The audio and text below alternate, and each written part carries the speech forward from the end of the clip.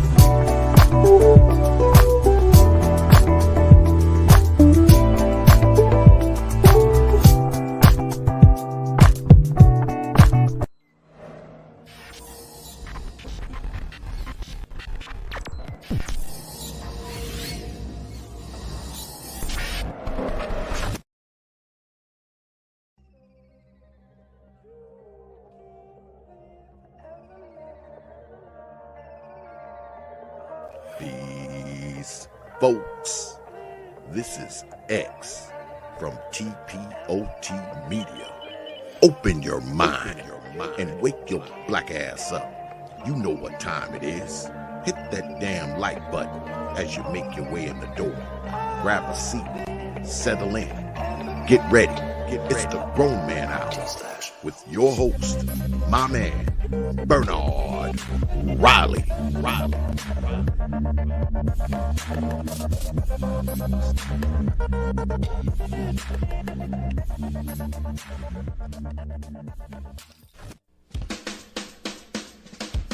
Hey, what's up, everybody? This is Mumia Obsidian Ali.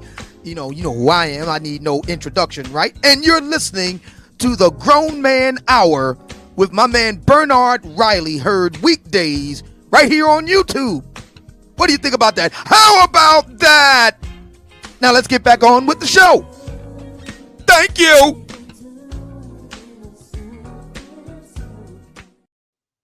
What's going on? What's up, good people? Welcome back.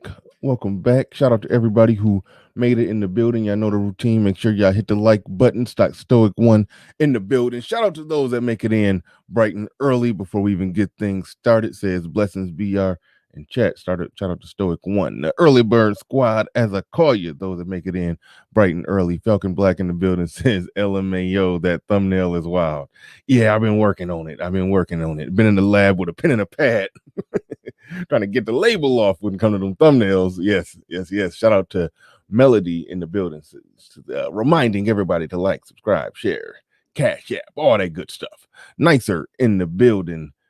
Pablo in the building says, I'm with the ish, as they say. John Dukes, I don't even know how to pronounce that. He says, good morning, Bernard, and peace to the chat. He says, Eric the Red says, I think that was Dokes, not Dukes. Anyway, Eric the Red says that's a David Carroll meme for sure. I wasn't thinking along those lines, but hey, I take that as a compliment. I definitely take that as a compliment. Yeah, David Carroll out there wild with the memes. I mean, out there wild with the thumbnails and memes for that matter. But without further ado, we're about to go ahead and get this thing started. About to bring up the man of the hour.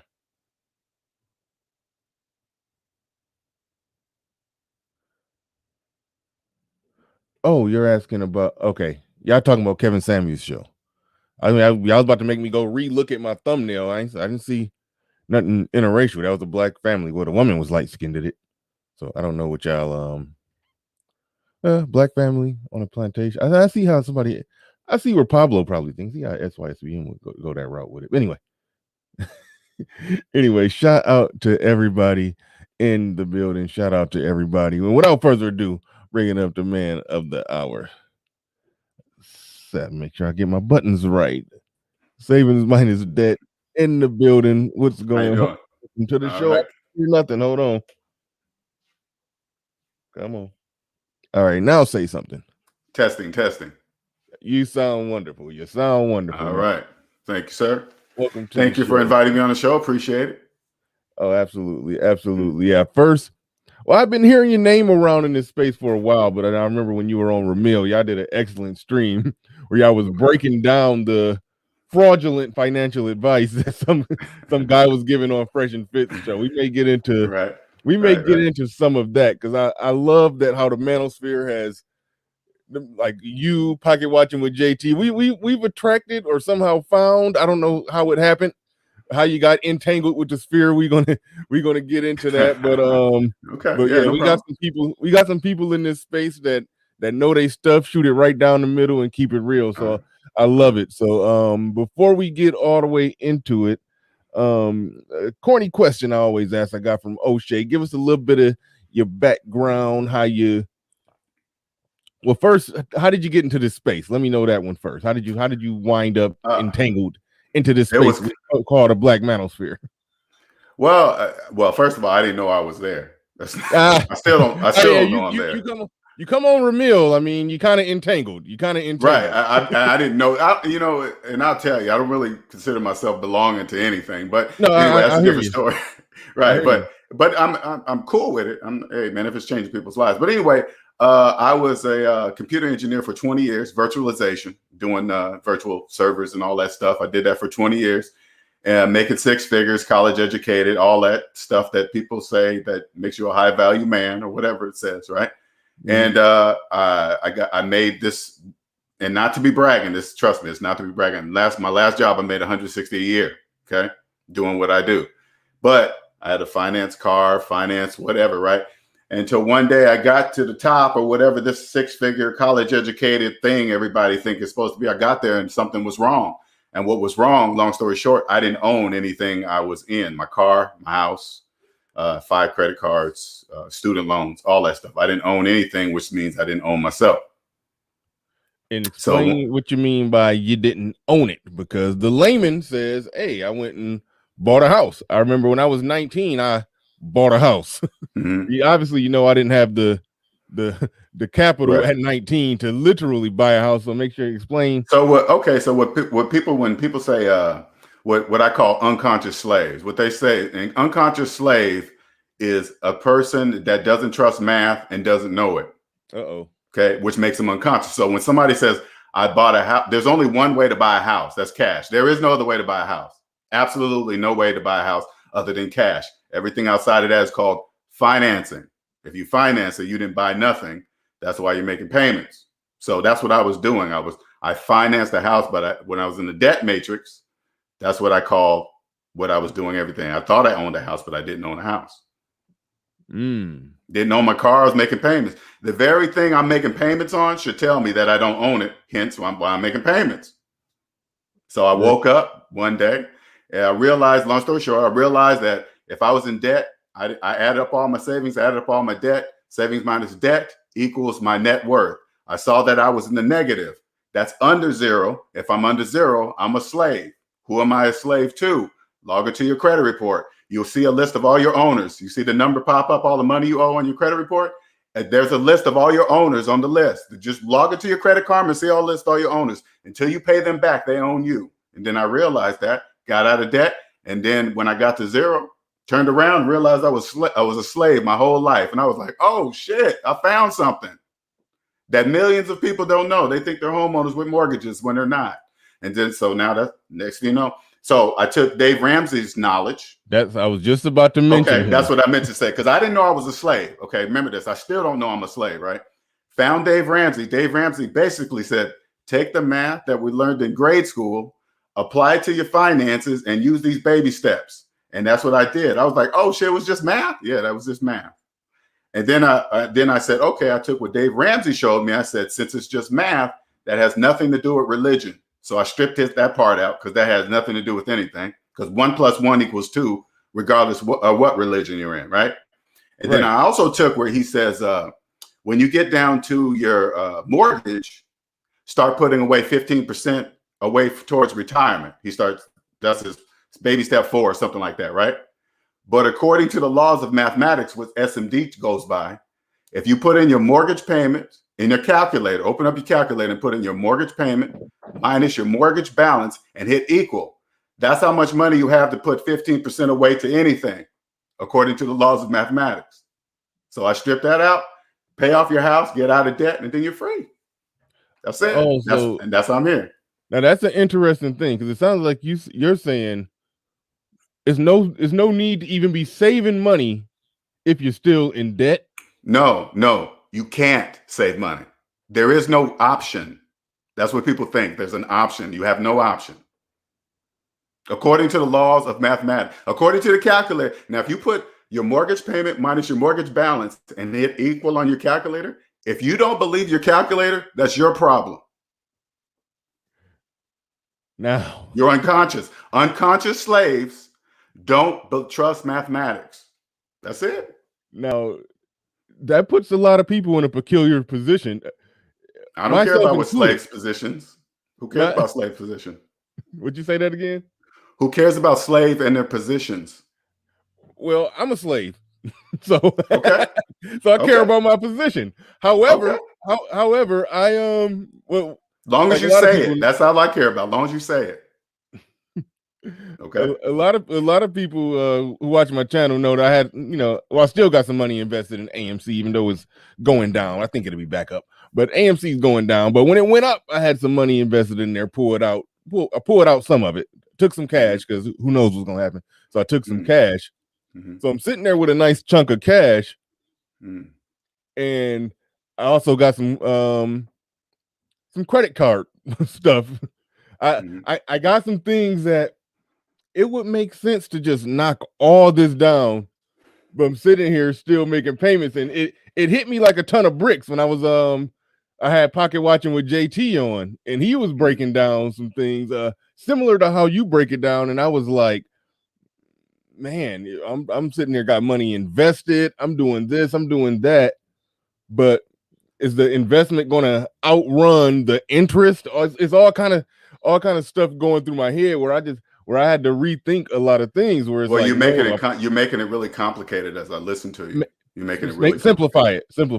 Okay, how much did you invest in AMC? If you're willing to tell, that's totally up to you. I've already. You can make up a number. It really doesn't matter. You can make up a number. Okay, it was 6,000. Okay, 6,000, and I'm assuming you have a mortgage, right? No, I'm doing good on that front. I paid cash for my house. I found how much credit card debt do you have? Oh man, don't make me say that out loud. Do you got student loan debt? No student loan debt. Okay, how much credit card debt do you have? Just make up a number. You don't have to tell exactly. Just give me a roundabout number. 14,000. Okay. Oh, you got a calculator in front of you? Here we go. Okay, you got a calculator. I'm loving it. All right, you ready? Uh-huh. Okay, I want you to put in 6,000, what you invested in AMC, minus 14,000, and hit equal. That's how much money you made on AMC. Well, 6,000 is what I invested. AMC went up. No, listen. What's the calculator say? It says 8,000. No, it doesn't. I mean, negative 8,000. Okay, that's how much money you had to invest in AMC. Yes. How did you invest negative 8,000 into AMC? Tell me how you did that. That's not possible. Exactly. So you didn't do anything.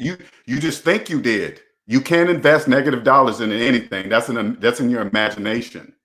According to the now, don't say it's not from me. No, I'm with you. Look at your calculator. Okay, go ahead. I'm with you. I'm not fighting you on this. I'm just. Oh no, I don't think you are. I'm exercising the mentality that we have here. I get now. Putting the negative money on AMC, I ended up making profiting $13,000. You can't put negative into anything. So that's what. I know, but how did I profit See your 13,000? words. See your words. See, I want you to hear yourself. Okay. I put negative 8,000 into AMC and I made money. You saying this out loud? You can't do that. That's impossible. According to the laws of mathematics, you can't put negative 8,000 into anything. So where did that extra 13,000 come from? What extra 13,000? Where? If I had you borrowed it. You borrowed it. Because if 6,000 minus 14,000 is negative 8,000, and you believe you invested some money into AMC, you have no money. You're negative 8,000 in a hole. So whatever money you put into AMC, you borrowed it from the bank. You indirectly invested the bank's money to AMC. That's okay, so I indirectly invested the bank money into AMC. Correct. And then made a profit off of the bank's money. That's what you think, yeah. Well, I invested I invested 6,000, and then you didn't I got. You gotta stop saying that. You say it like this. Say it like you borrowed. Say it like this. Okay, I'm 6,000. I'm gonna speak your lingo. That's why I love your channel, because you rewiring brains, man. I don't know if you know that. You rewiring brains. Okay, I do. I was just in your position. That's how I lived. What you're saying. Okay, so I borrowed 6,000 from the bank. I put it in AMC. AMC stock went up, and then I got an extra $13,000. What do I call that $13,000 then? Magic money? I don't know. You call it whatever you want. Call it magic money. Call it magic money. All right. So I got some magic money from some borrowed money from the bank, and everything I did right there was good. I mean, it was obviously a good move if I increased $13,000. I would have took that $6,000 and put it on the credit cards. Then it still would have been, 8,000 left over, or negative 8,000. But I put it somewhere else and it profited. And I know this is where I need to start thinking differently. And Pocket Watching with JT had me on it to where I got to think differently now. That money that I profited from borrowing somebody else's money and putting it in AMC, I instantly need to use that money to pay down any debt.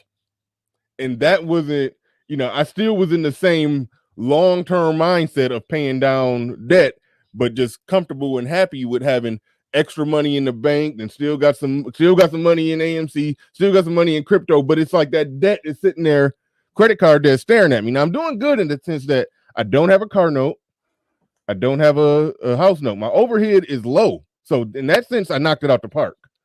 Do you own your house? Yes, I own it. Congratulations. Oh yeah. I mean, I did good. I'm not even going to say how much I paid for it. It was a relatively small amount here in Michigan, in the area with the property value pretty low.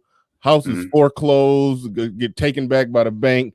They practically giving houses away. This is where I beat people up. I say it's no excuse living in my city, the city I live in, and not own your house. You're paying $700-800 a month rent, where you can save up money throughout the year plus an income tax check and possibly find a foreclosed house out here. Like you can get a house for cheap, but people out here are paying rent. That's where I beat people up on. But when it comes to paying down, what will be considered the smaller debts, not your house note, not your car note. I don't believe in paying the house note and the car note anymore. But the other stuff that's accruing interest and everything, I'm still entangled into that one.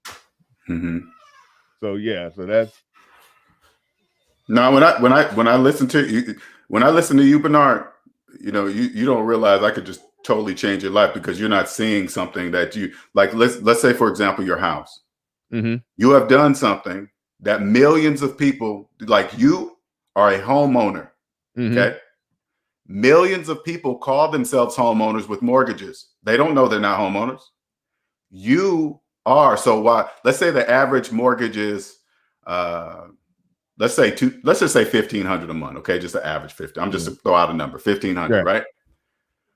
I want you to listen to what I'm going to say to you. Okay, while millions of people are paying $1,500 a month to the bank, $1,500 a month is going into your bank account because you're not paying it. Yeah. So when you have, there's a piece missing when you think you have a paid off house, but you still think you can invest with negative dollars. According to the laws of mathematics, say when you can't, and you're still talking about you have money here, you have money there. I put money there. When I clearly showed you on the calculator, you won't have money nowhere. The calculator is saying, if you look at when you say like this is what I want you to do. I want you to look at the calculator. Then I want you to say, I got money here. I got money there. And then I want you to look back at the calculator, and the calculator is going to say, you don't got money nowhere. What are you talking about? You don't got no money nowhere. Why you keep saying that? Pretend I'm the calculator. Why you keep saying you got money everywhere when I'm clearly telling you don't? Yeah. You can't make a profit off of negative dollars. That's impossible. Whew. Man, that's impossible. Love the way you think, man. Love the way you think. It's not me. It's not me. It's mathematics. I want you to remember what I'm telling you is the calculator. That's it. All right. No doubt. Houdini Unchained. Okay, now you look like you're getting some resistance. He has a boomer mindset when it comes to debt. Not all debt is equal. Some are investments. Trump said, I'm the king of debt. I'm great with debt.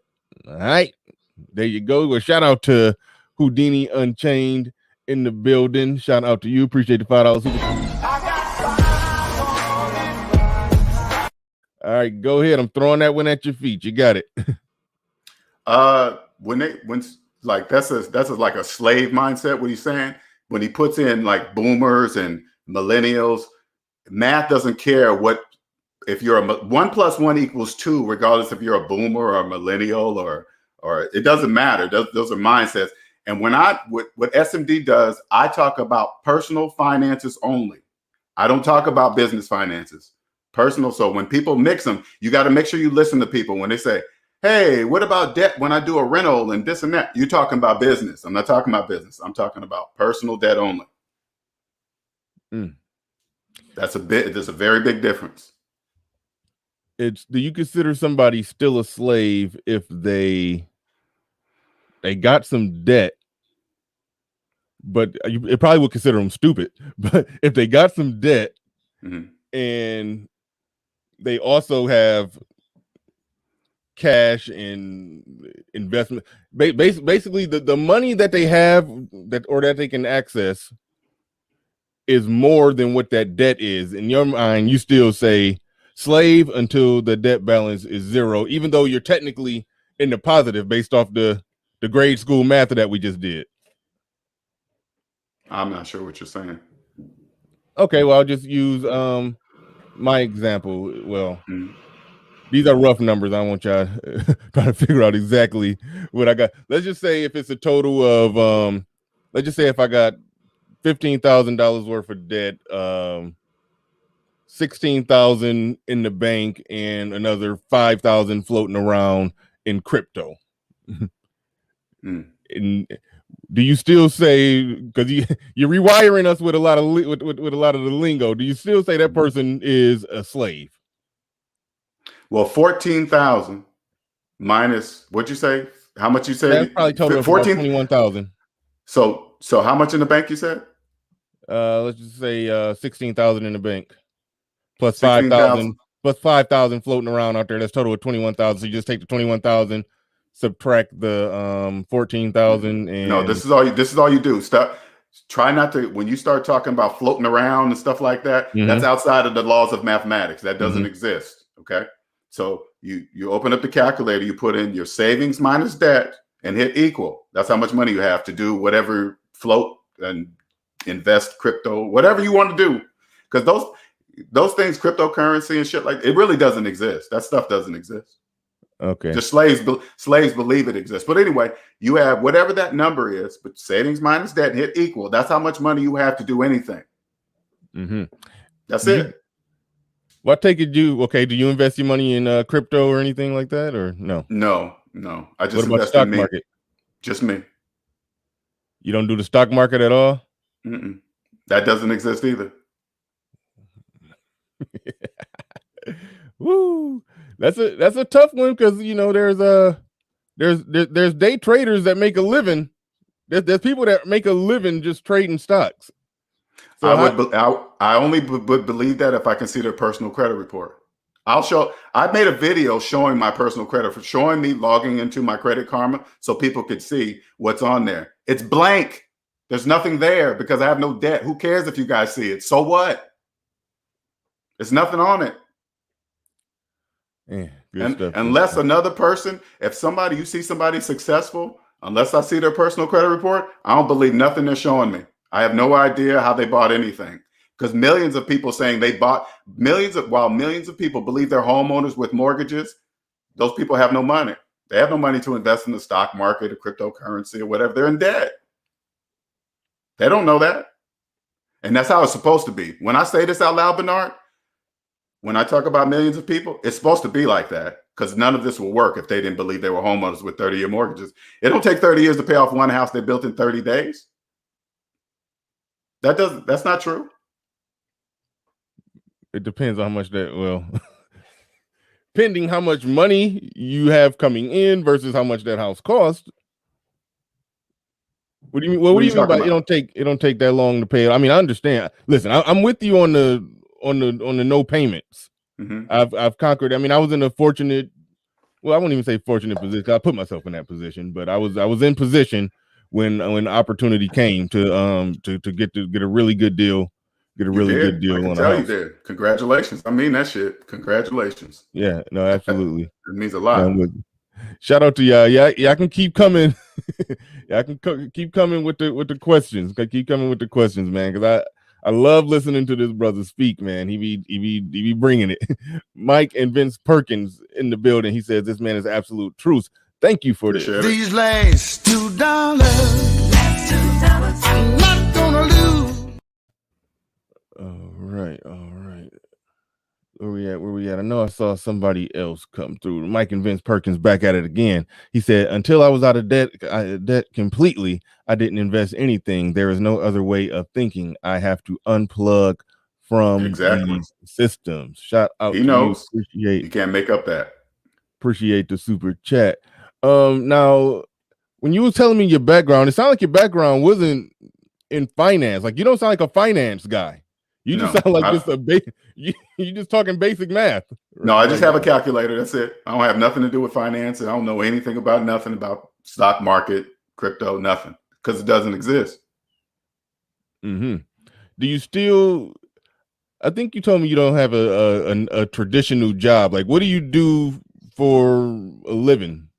This right here. Right here. SMD. I change people. I help people own themselves. What SMD does, I help you own yourself. If you don't, and people don't understand. Oh, I'm sorry. Go ahead. I mean, is this something you're doing outside of YouTube? Mm-mm. Okay. I have no debt. Life is easy when you have no debt. People, slaves in debt, they think payments are part of life. No, it's not. That's what they believe. That's not true. When you have no payments, life is easy. All right. So you have what I assume to be okay. So wait a minute. Let me try to make sure I understand this right. Because you said you were working as, what did you say you were? What did you do? You said you were an engineer, correct? Mm-hmm. You were an engineer. How long were you an engineer? 20 years. You were an engineer for 20 years. At what point in being an engineer did you figure out? How long were you an engineer before you figured out that you got to get down to zero debt? 2014. Oh, so this is fairly recent. So in 2014 was when you got to zero debt? No, 2014 when I woke up and knew something was wrong. I couldn't. Okay. The part that I didn't know I was a slave. Okay, let me, and that's very difficult for me to really explain that part. But I didn't know I was a slave until I got out of debt. Okay, so in 2014, you had your epiphany, your come to Jesus moment about it. That's what it felt like. Yeah. Mm-hmm. Yep. And so you had that moment, and then how long did it take? How much debt did you have in that moment? Couple $100,000. Ooh. Mm-hmm. Yeah, I don't even know what that feels like. So what I did was, where I lived, I sold everything. Moved out of my fancy place, sold my car, sold my furniture, sold all my fancy stuff, and moved into my sister's house in a room. Mm. Sure did. People thought I was crazy. What's wrong with him? He's smoking crack. Why is he on drugs? I was like, nah, man. You was living more humble than me after I was going through a divorce. Oh yeah. I was been there, done that too. I was in my sister's basement for like 4 months. Oh yeah. Oh yeah. Slaves will laugh at you. You know, once you get out of debt, you will never care the opinions of slaves. So if I lived in a basement right now and they said, hey man, you're 51 years old living in the basement, I'll say, you got student loan debt? Yeah. Shut up, slave. I'm not listening to you. Okay, so it was 2014. Mm-hmm. You were an engineer making anywhere from 160,000 a year. 160. Okay, good. So you're making 160,000 in 2014, and you said a couple 100,000 in debt. Correct. At that time, yeah. At that time. Okay, so you sold everything. When you sold everything, put it all on my debt. You basically, did you have some stuff that you couldn't sell that you had to pay off, or everything? Oh yeah, most of it I had to pay off. I had to work and pay off. Okay, so how much of it did you have to actually pay off? About 120, maybe something like that. So about 120,000. Were you upside down with the house, like you bought it for 400,000 and then ended up had to sell it? No, I didn't own any. I didn't own a house at that time. I wasn't making mortgage payments. I was just paying a very expensive rent in a fancy high-rise building that wasn't mine. So I moved out of that. Uh-huh. Mm-hmm. All right. So you still had $100,000 in debt left over that you had to pay. How long did it take you to pay that? 2 years. So in 2 years, working as an engineer, probably clearing after taxes, a little over 100,000 after taxes. Correct. And so it took So you practically put it all. You just basically put it all on the. I didn't go nowhere. I just stayed at home with my sister. Didn't date. Didn't do nothing. Just paid my debt off. Okay, so by 2016, you're debt free and living with your sister. Correct.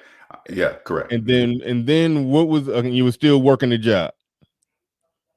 2016 is when I quit my job. You quit after you got debt free? Correct. And then even though you didn't have any bills, then where did my retirement money? Gotcha. Mm-hmm. Oh, I see what you're asking. Yeah, my retirement money. I had a lot of retirement money. Gotcha. I pulled it early. Mm-hmm. So you had to pay back some. They hit you with some heavy fees on that. You get a penalty for pulling it early. Yes. Mm-hmm. So you more or less after you did all that, you pulled that money early. Mm-hmm. Since we talking tough, I done bared some of my soul here. No, you can ask me anything, man. Okay. Mm-hmm. How much was in there before they hit you with all the fees?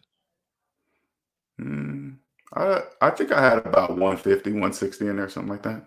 About 150, 160 in there. So they hit you with all the fees, so they probably knocked it down to about. Oh yeah, they knocked it down way low, but I didn't really care because I didn't have no debt and I didn't want a job. Uh-huh. Once you realize you're a slave and the 40-hour work week is all made up and stuff like that, you just think about it. There's 7 days in a week. 5 of those days is owned by your job. That should tell you right there something's wrong. Mm-hmm. Mm-hmm. Yeah, I'm asking you these questions because one thing that I always want to get because I've listened to a lot of people talk about being debt free, and it's like they just breeze right over it. But I like to get the nuts and bolts of that process and how they debt free, what they living off of right now, what their expenses are right now, how much do you got in the bank, and what's the math on surviving until you die. When I pull and I'm reading the comments, right? I don't suggest people pull from the retirement unless you believe in yourself.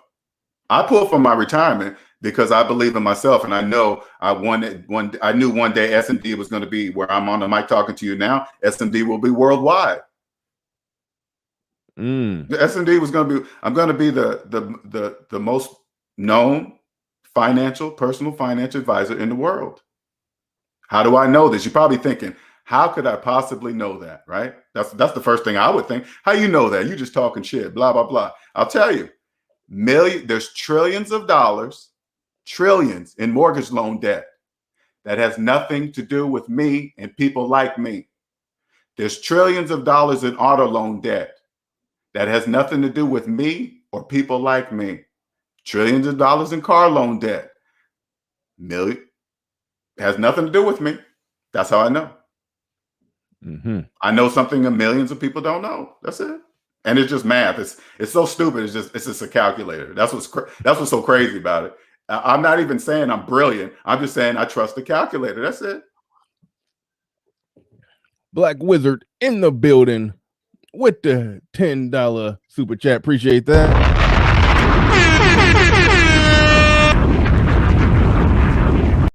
Says he's not wrong if you address the concrete reality of what he's saying. The money you have is the money you have. Credit and stocks are virtual. It's manufactured reality until you can spend it. Thanks for the super chat. Appreciate that. Kill Deuce in the building. He says, "We'll super chat more, but I'm a slave." I understand. And that's step one. That's a good thing. When people say that, that's a good thing. Because millions of slaves don't know they're slaves. Right on. Who else we got in here? No, I know I saw Counselor Murray. Hold on. Hey, Bernard, you want me to show you my world? I can show you my world right now. I can show you money doesn't exist. I can prove it. Okay, you got some money on you? You got some money on you? I don't got no cash on me. I don't think. Might be $1 under here somewhere. Okay, just pretend you have $100 in your hand. It doesn't matter. It's all imaginary. Here go $100 bill. That's a $100 bill. It's $100 bill. Open up your calculator. All right. Okay. I want you to put in $100. 100 minus. Okay.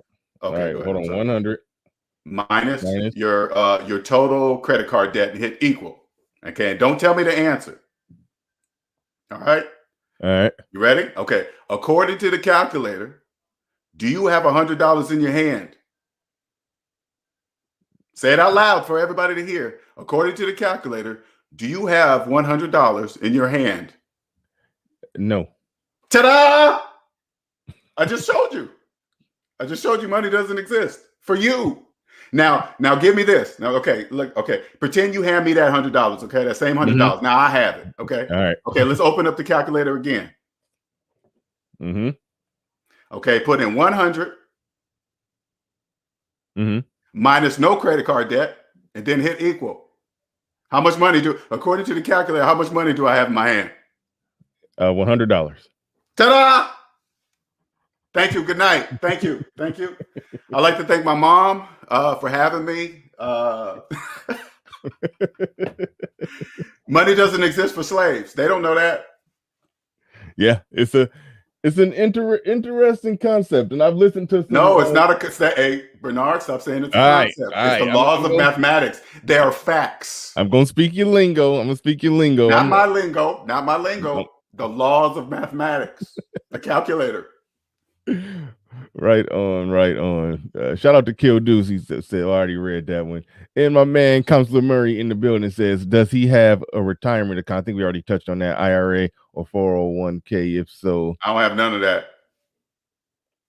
I don't got none of that. So it sounds like you're living off. Okay. So what do you got in terms of monthly expenses? Rent. And the things that keep me alive, electricity, water, stuff like that. So rent, hold on. That sounds like some slavery. If you can tell me where I can live for free, you please tell me. Well, buying a house. I don't have the money to buy a house. So okay. I have to rent. I have no choice. See, slaves think they have a choice. Slaves, this is what slaves don't understand. Slaves are renting from the bank and they don't know it. That's why they're making monthly payments. The bank is their landlord. If they don't believe it, that's totally up to them, man. I personally, it has to be that way though, because you gotta remember, if they all woke up and realized that the bank is their landlord, the housing market would crash. I don't want that. This is I can live like this because they're slaves. We need slaves.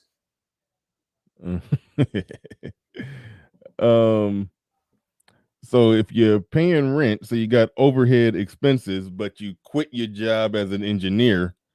Mm-hmm. I mean, we talking finance. Look, you can stop me at any moment. So how much money are you? No, I know why you're asking these questions. I'm just waiting for you. How do you're constructing it to? And I know what you're asking me already. Right. By your question, I already know what. But go ahead. Go ahead. I'm sorry. Okay, so how much money are you making? How much is coming in? I don't talk about that. Understandable. Because okay, yeah, because this is what I was trying to figure out here. Because somebody could be saying, "Oh, I'm debt free. I'm free. I'm debt free." You know, a bum is technically debt free. You know, a bum. You don't know that. You don't know that. How you know that? That's a good point. Yeah. Okay. You could be because slaves became a bum. Slaves think money is a look. Money's not a look. Money don't look like anything. That's TV showing you guys that. That's not true. Okay. I could be a multi-millionaire. I wouldn't tell slaves that. I wouldn't tell that. Right. Why would you tell people you got money when they have no money? I wouldn't do that. Gotcha. Kill Deuce in the building says, "What did you eat in your eliminating debt journey?" I don't get that question. What does that mean? I think he was just asking, was you on ramen noodles for 2 years? Oh, no. I mean, what I said earlier, I've reduced my whole lifestyle because people think you have to do that because they don't reduce their lifestyle, right? They want to get out of debt without reducing their lifestyle. But what I did, what millions of people wouldn't do, they wouldn't move out of their fancy place and move into a room in your sister's house. They just wouldn't do it because they don't have that kind of discipline. So me doing that allowed me to still eat just like everybody else because I went from $2,000 a month rent to $500 a month rent at my sister's house, and half the utilities or whatever, which is a quarter of the price of where I was living. It takes sacrifice. You got to say, hey, I don't want to be a slave. Once you realize you're a slave, you'll do anything and everything to get out of debt. But first, you got to realize you're a slave. You got to realize you cannot invest negative dollars. That's why the stock market doesn't exist. If 97% of people in the United States are in debt, what's the percentage of the 97 people that don't have any money are investing in the stock market with money that doesn't exist? I don't know. Who knows? Yeah. I'm one of them. I did it. You did. I did it. And you saying it out loud is step one. You saying it out loud. I promise you, Bernard, you saying this out loud is step one. But I wouldn't change that decision for the world because it profited me. That's what you think. You got to stop saying stuff like that out loud. You don't know what you're saying when you say that. It literally, I was able to look at my bank account and was like, now it's enough to just wholesale pay off this debt if I choose to do it that way. So that's why I can't knock it, even though I understand what you're saying and where you're coming from. Top Shelf C in the building. He says, "My guy, what's up, Top Shelf? Savings mine is dead. Helped me unslave myself." Salute, LJ. That's what I call a conscious slave. They're conscious now. Shout out to who else we got in here? Yeah, I keep coming with the questions. Please come with them.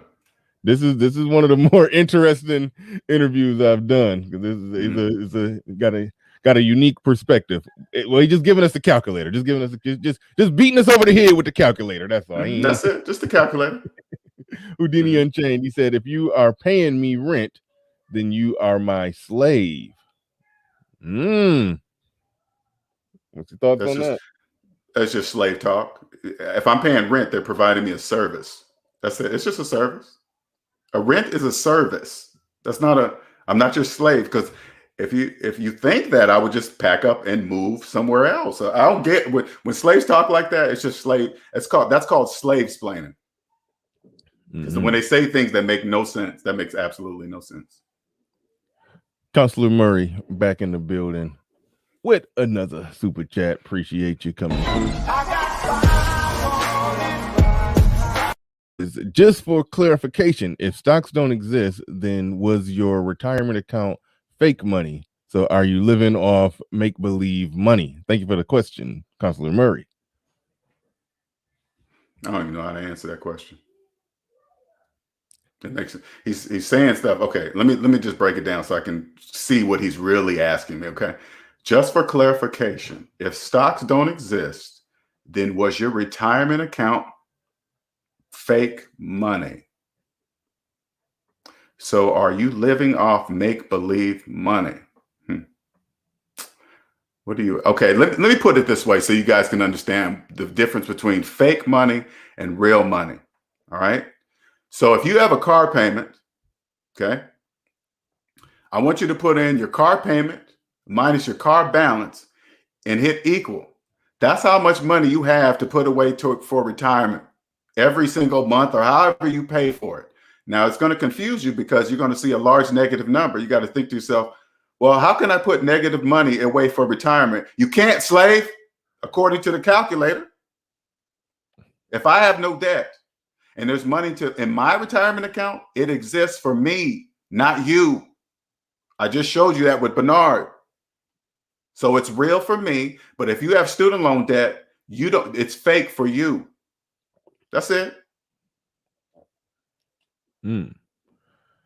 When people like Dave Ramsey, and I'm probably going to misrepresent the advice that he gave. Well, there's some people out there. What do you think about the people out there? I don't know if Dave Ramsey is. He changed my life. If it wasn't for him, I wouldn't be here today. Okay, yes, I don't think he's in the camp, but there's a camp of people that are saying, don't pay down credit card bill. They just say, just screw it, because you're going to live debt free no matter what. I mean, you're not going to live off credit. So if you owe that money, just owe it, and then just go and just live your life, just going, because you're living a cash life anyway. So some people just say, debt, screw it. You talking about if they have credit card debt? If they have debt that's not going to get if they're not going to get garnished, well then I don't know the exact rules on what can and can't get garnished. Well, you talking about it doesn't matter if they just have debt, right? They're talking about not paying it.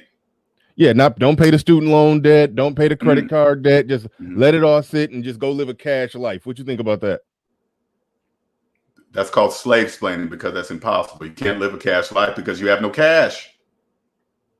See, slave, all you got to do is open up the calculator and clearly see. Say like they had $10,000 cash in the bank. All right, let's put it this way so slaves can kind of get it. Say like you have $10,000 cash in the bank that you can get to, go to ATM, pull it all out, whatever, right? But you have $50,000 in student loan debt. Okay, if you open up the calculator, put in 10,000 minus 50,000, hit equal, that's negative 40,000. $10,000 is not in the bank. The calculator says, not me. The calculator says, you don't have $10,000 in the bank. You have negative 40,000. But if you don't believe the calculator, that's your problem. Because math is never wrong, ever, ever, ever. It's a scientific fact. It's never, ever wrong. And I'm on the side of the calculator. And if I'm on the side of the calculator, that means I'm never, ever, ever wrong, ever. I'm never wrong. Gabe A in the buildings. Oh, here you go. Gabe A on some effery. He says, wait. So savings minus debt doesn't talk about his income, but questions others' debt to income ratio. There's a disconnect there. You can respond to Gabe A if you wish to. I don't know what he's saying. He said, wait, so SMD doesn't talk about his income, but questions others' debt income ratio. I have no idea what that means. There's of course, the disconnect is slave mentality. That's the disconnect. Because all I'm doing is talking about mathematics. I'm not talking about anything. I'm not saying anything fancy. I want you guys to clearly understand something. I am not saying anything fancy. I'm not saying I'm above you. I know more than you. You ain't no shit. I'm saying I believe the calculator and you don't. That's it. That's it. All right. We're going to open it up for a little bit so I can come up and hit them with some direct questions. But Top Shelf C in the building, he says, LJ, remember I sold my investment property and paid off $37K of student loan debt. I'm not a slave. LOL. No debt. Shout out to you. Congratulations. He's clarifying the conscious slave thing. Okay, yeah. Okay, gotcha. I'm with you, Top Shelf. Yeah. All right. Right on. Shout out to you, man. Shout out to anybody who get that zero balance, man. That's amazing. That's amazing. Corner Store Podcast in the building says, were you a slave to your sister? I think he's referring to when you lived with your sister for a little while you were paying off the debt. That's just how slaves respond. They respond with stuff like that. It just makes no sense when they say stuff like that. Was I a slave to my sister? Why? Because I was paying rent. It's so stupid. It's so dumb when they talk. They don't know they're talking like that, though. Slaves don't know they talk like that. Mm-hmm. What do you? Okay. Well, no, I think I know the answer to this one, because when somebody does have a house paid off, you don't even look at that as somebody's. Let's say you own a $200,000 house or $100,000 house and it's paid off. When you say, "Oh, it's paid off," okay, it's paid off. It's paid off. Okay. And then they try to say, but they got $5,000 in the bank. They try to say they got a net worth of $105,000.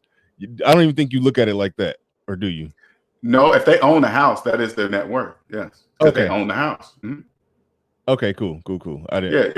Yeah. If you own the house free and clear, that's part of your net worth, because you have done something that millions of people have not. So it's true. Okay. I didn't know if you were that cash heavy to where you're looking at even your property that you own. You're not even including or counting that. Of course I am. I'm in court. I put in everything that you own. Yes. Everything you own is included in your net worth. Mm-hmm. All right. Shout out to, oh man, I'm just gonna call you Houston, because I'm not even about to botch all those consonants. Yeah, I don't know what to do with that.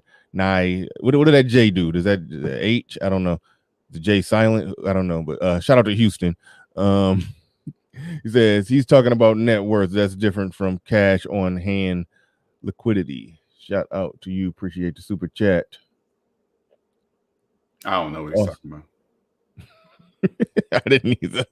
But shout out to you. Appreciate you, brother. Appreciate you coming through with a super chat. There, I said it in the building. Said, love seeing these convos in the sphere. Carry on, gentlemen. Absolutely.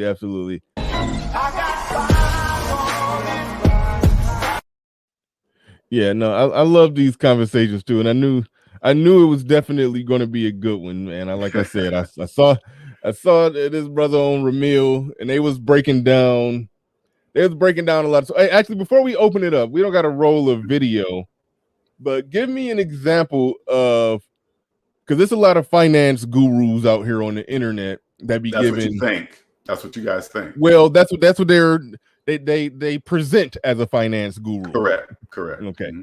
There's a lot of people presenting as finance gurus that are giving some bad advice out here. Give us some examples of the people who we may or may not know the name when you name them, but who's out here just giving some bad advice. What are you asking me? Or give us some examples of some of the bad advice that people give out here. Suggesting you get FHA mortgages. Suggesting that you put your student loans into student loan forgiveness program, stuff like that. That's bad advice. What's wrong with the student loan forgiveness program? Because that's where slaves go to financially die. Because they're accepting. Go ahead. I'm sorry. Hold on, let me make sure we understand. Because I don't have any student loans, so I don't even know how that works. That's a foreign language. You don't want to know either. You don't want to know. So the student loan forgiveness program or whatever. How exactly does that work? They sign up for a program that can last from between 10 to 25 years to pay it back, and they don't promise you that they will forgive them. They don't even promise you. 99% of them got denied last year. And then they just sign right back up. So what you're basically saying is this: if say like you had $100,000 in student loan debt, if you go to one of those programs, you're basically saying, I don't believe I will make $100,000 in my lifetime. So here's student loan forgiveness, whatever, right? And they say, okay, while the interest is accruing, interest never stops accruing. They put them in there, allow them to make real minimum payments. And they say, if you make these many payments and you work where we tell you to work and you're going to make where we make you work, we may forgive your student loans. And then they sign up. But when they sign up, the interest has accrued so much, they'll never pay them off by that time. But if you go to that program, you already have given up on yourself, not only on yourself, but on ever paying off the student loan debt. And then they go into that program, and then that's where they'll pay student loans until they're dead. Gabe A in the building. He says, "How am I on some F-free, Bernard?" Gabe A, I said that before I even read it, so you know your reputation preceded you. But no, I didn't think nothing was terribly wrong with your question. I didn't think nothing was terribly wrong with it. But he said, "I'm on some F-free," when he just questioned you on your investment numbers and what you have in the bank. What does savings minus debt have in the bank? Well, okay. I'm not talking about it. Okay. I just said I'm not talking about it. Yeah, I mean, slaves always do that. How much do you have? How much do you know what I say? None of your business. Broke Genius says, for Bernard's freedom. This is the tricky thing. This is why my mind, I can see my mind going through all kind of crazy stuff. I have enough money in the bank to buy my freedom. I just haven't bought it. I got enough money in the bank to buy my freedom. Let's put it this way, Bernard, so you can see something, okay? In your mind, I want you to picture the money in the bank minus your total debt that you have, and imagine hitting equal, okay? All right. Money in the bank. Now, if you, yeah. Which would bring you to zero if you just had, you just like you said, you have enough for your freedom, right? And you hit equal. If you went and paid off your debt today, would the answer on the calculator change?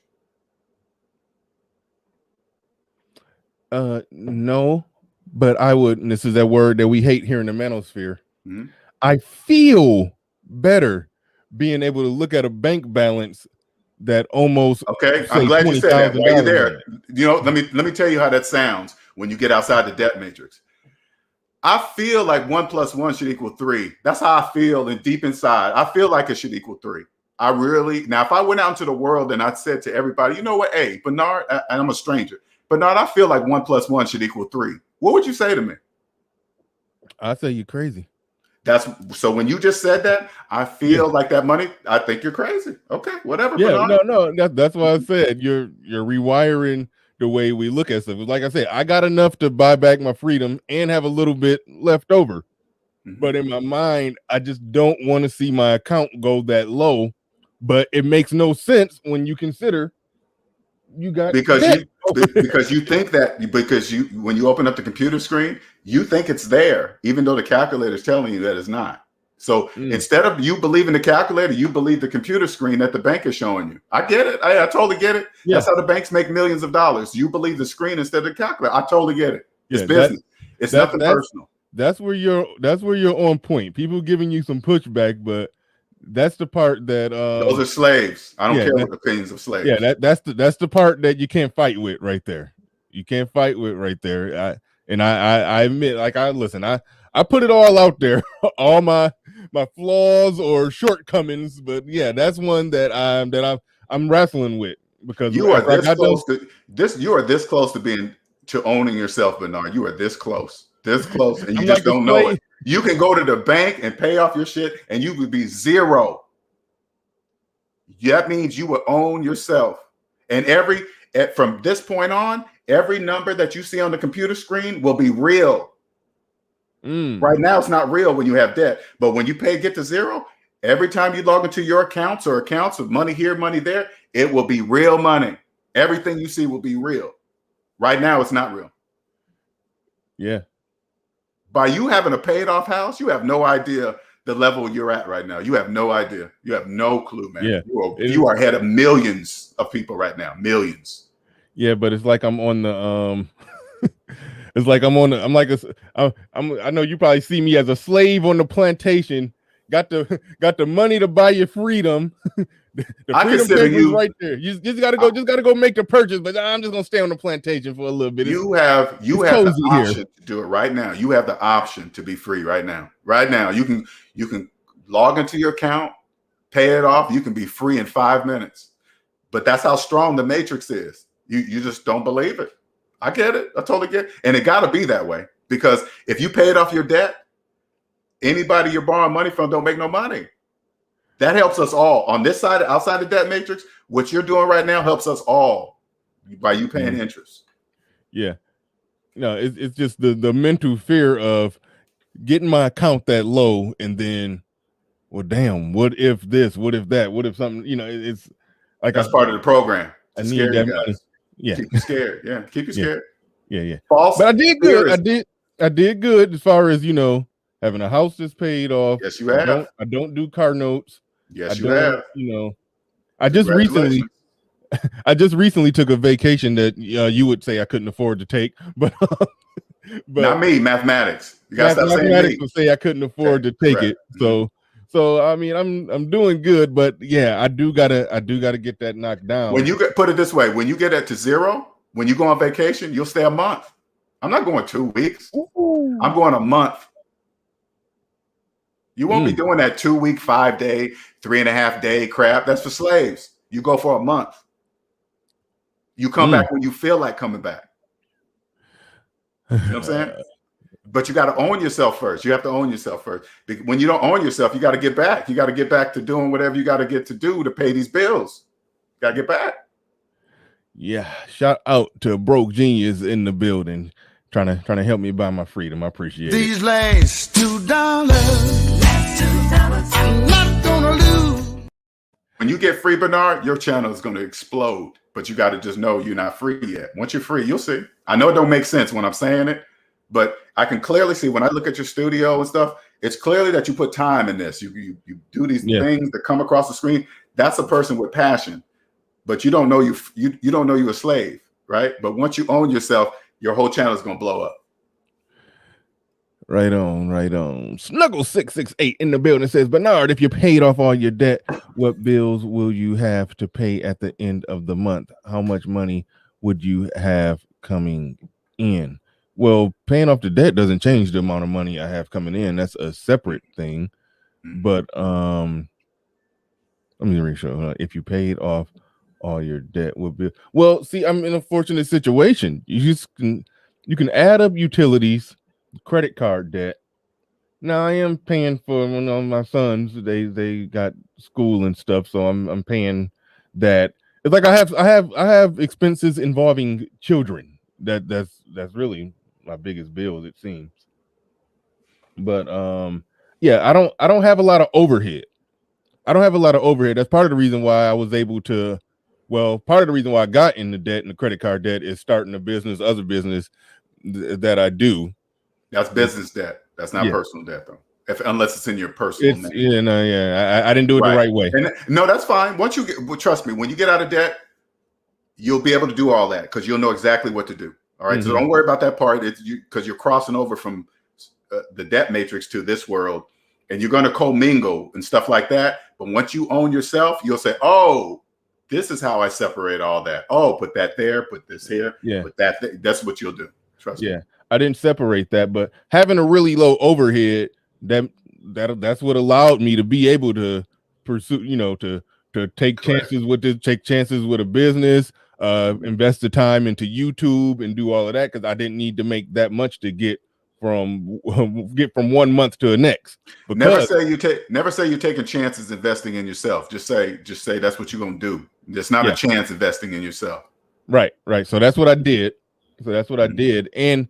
And it fortunately worked out. Like I'm making decent money now, and because you believed in yourself. Yeah, making now decent. You just gotta own yourself. Yeah, kept my overhead low. Shout out to Nagona Living. Keep your overhead low and your savings high.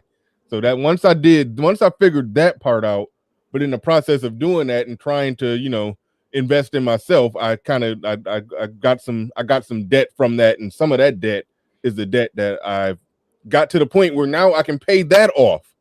And now I'm sitting there holding the money, don't want to let go of this little bag of money right here and pay off the debt that helped me to get into the position to make this money. Correct. You're saying it all out loud right now. I want you to, Bernard, you're saying it all out loud, what you know you need to do. You are saying it. Now you just got to do it. That's it. And for you, it's just a push of a button. Log into the account, transfer, done. I'm free. Is. That's it. I'm free.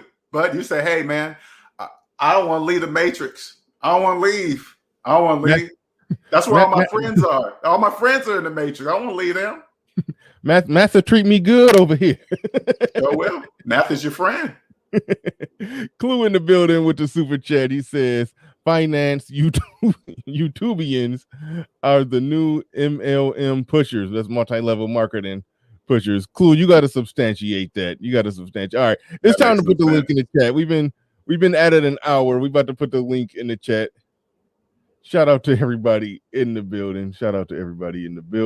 Appreciate each and every one of them. Each and every one of you. Lotus Scalper in the building. He says, saves money is debt. You pay property taxes on your home. You will never be free. You are a slave to the government. See, I can't. Slave explaining. That's called slave explaining. They don't know. That's why. Yeah, I can't. Yeah, I mean, it's true. Like I said, my house is paid off. I have to pay taxes on it. That's you call. But Bernard, you're creating a business.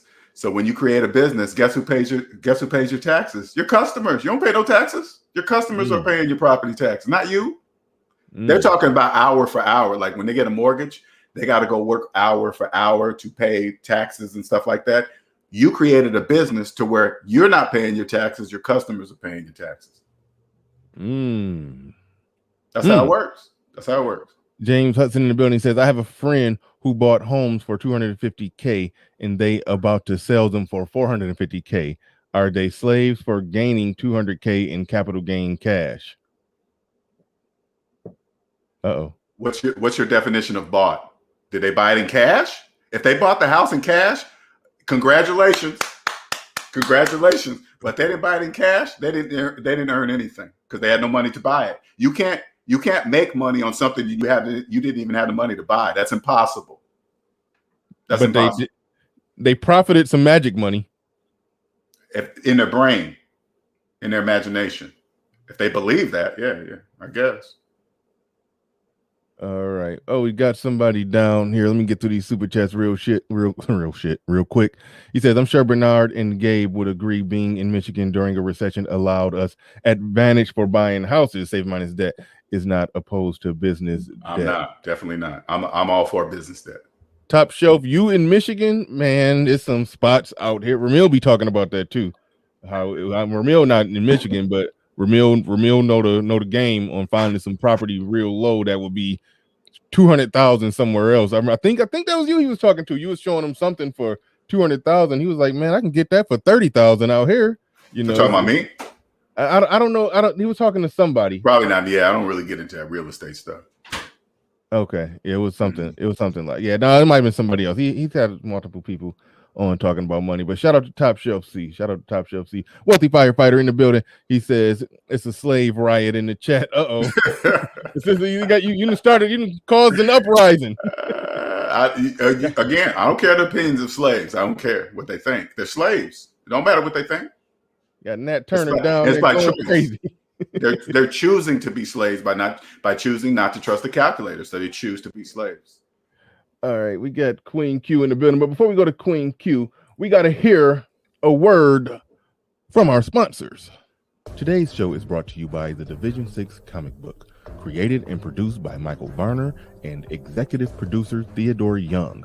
Division 6 is a James Bond meets Mission Impossible like geopolitical thriller. The protagonist is Seth Banks, an African-American male genius in cryptology and economics that secretly works for a rogue organization of the CIA called Division 6. Be sure to click the link in the chat room or in the video description to view the comic book. New chapters are added bi-weekly. All right, shout out to Michael Varner, Theodore Young, creators of the Division 6 comic book. And I don't got the links ready, so I gotta supposed to be dropping the links for that. And moderators, when I drop the links, y'all drop the links after I drop the links. But we got Queen Q in the building. Go ahead. What's your thoughts? What's your take on this, or your question, or whatever? Just go ahead and do what you got to do. You got the floor. You got the mic. All right. I just want to start off by saying good morning. And, I just had a question for the gentleman. So I'm trying to understand where you're coming from. What you're saying essentially is buy everything in cash, correct? I'm saying that's the only way you can buy anything in the world is cash. Okay, so you're saying that even when it comes to like a house, a car, things that you would consider a house is not essential, but I would consider a car essential.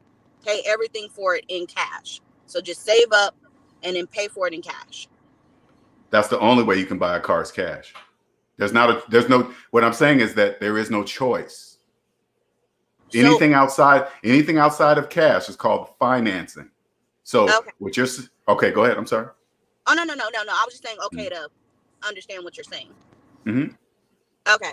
So even when it comes to let's say, I know that for a lot of places, if you don't go with cash, you have with a credit score. So do you just not use your credit score for certain things? I don't use credit at all. It's just a tool. It's like a hammer. If I want to rent a hotel, I use my credit card. If I want to rent a car, credit card, because but I pay it in full at the end of the month. It's just more for convenience and security. That's it. But I don't need credit. Nobody needs it. You just believe you need it. That's all. It's just a business. Okay. So then with your cards, then do you not monitor your credit and how it affects it then? No, because I don't care.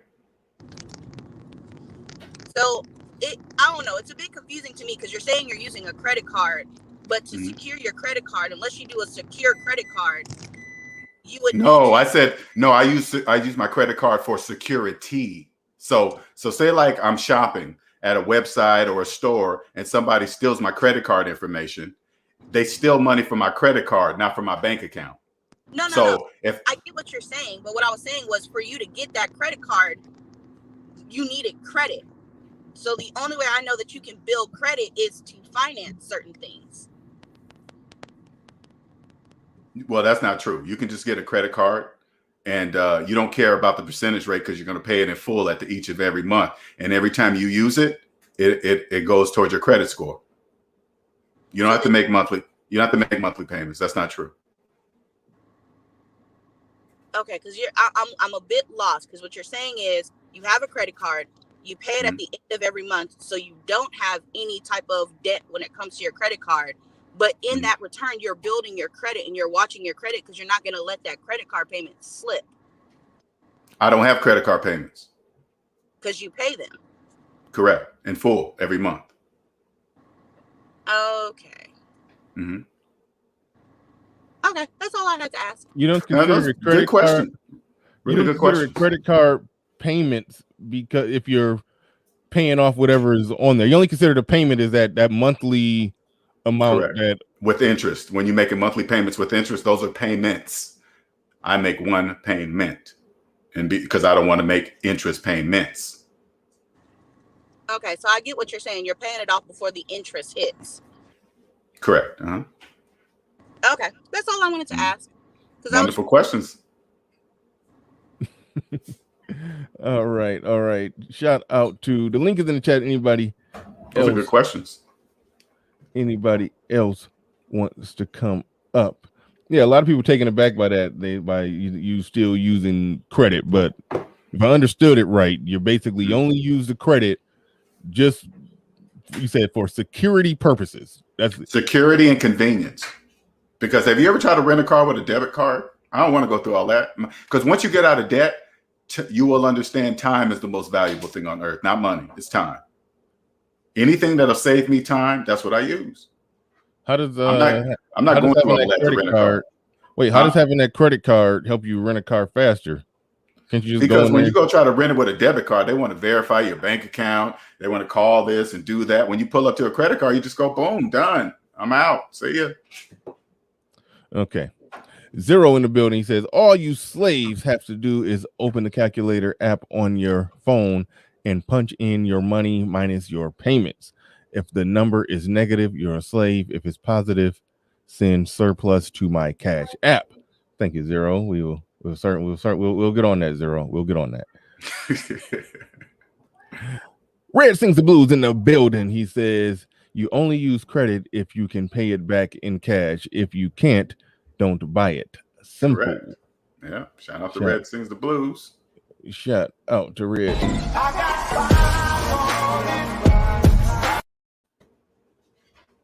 Shout out to the commercial that I just played. Hopefully it sounded okay.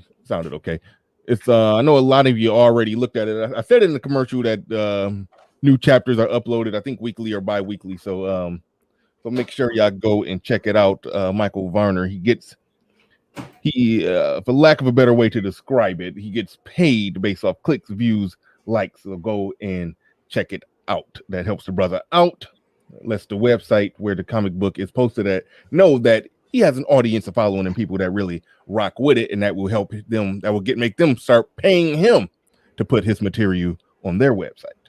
So help a brother out. But check it out. It's pretty cool comic, pretty cool thing that they're building over there. But yeah, link is in the chat. A lot of y'all got smoke in the chat, but nobody's coming up.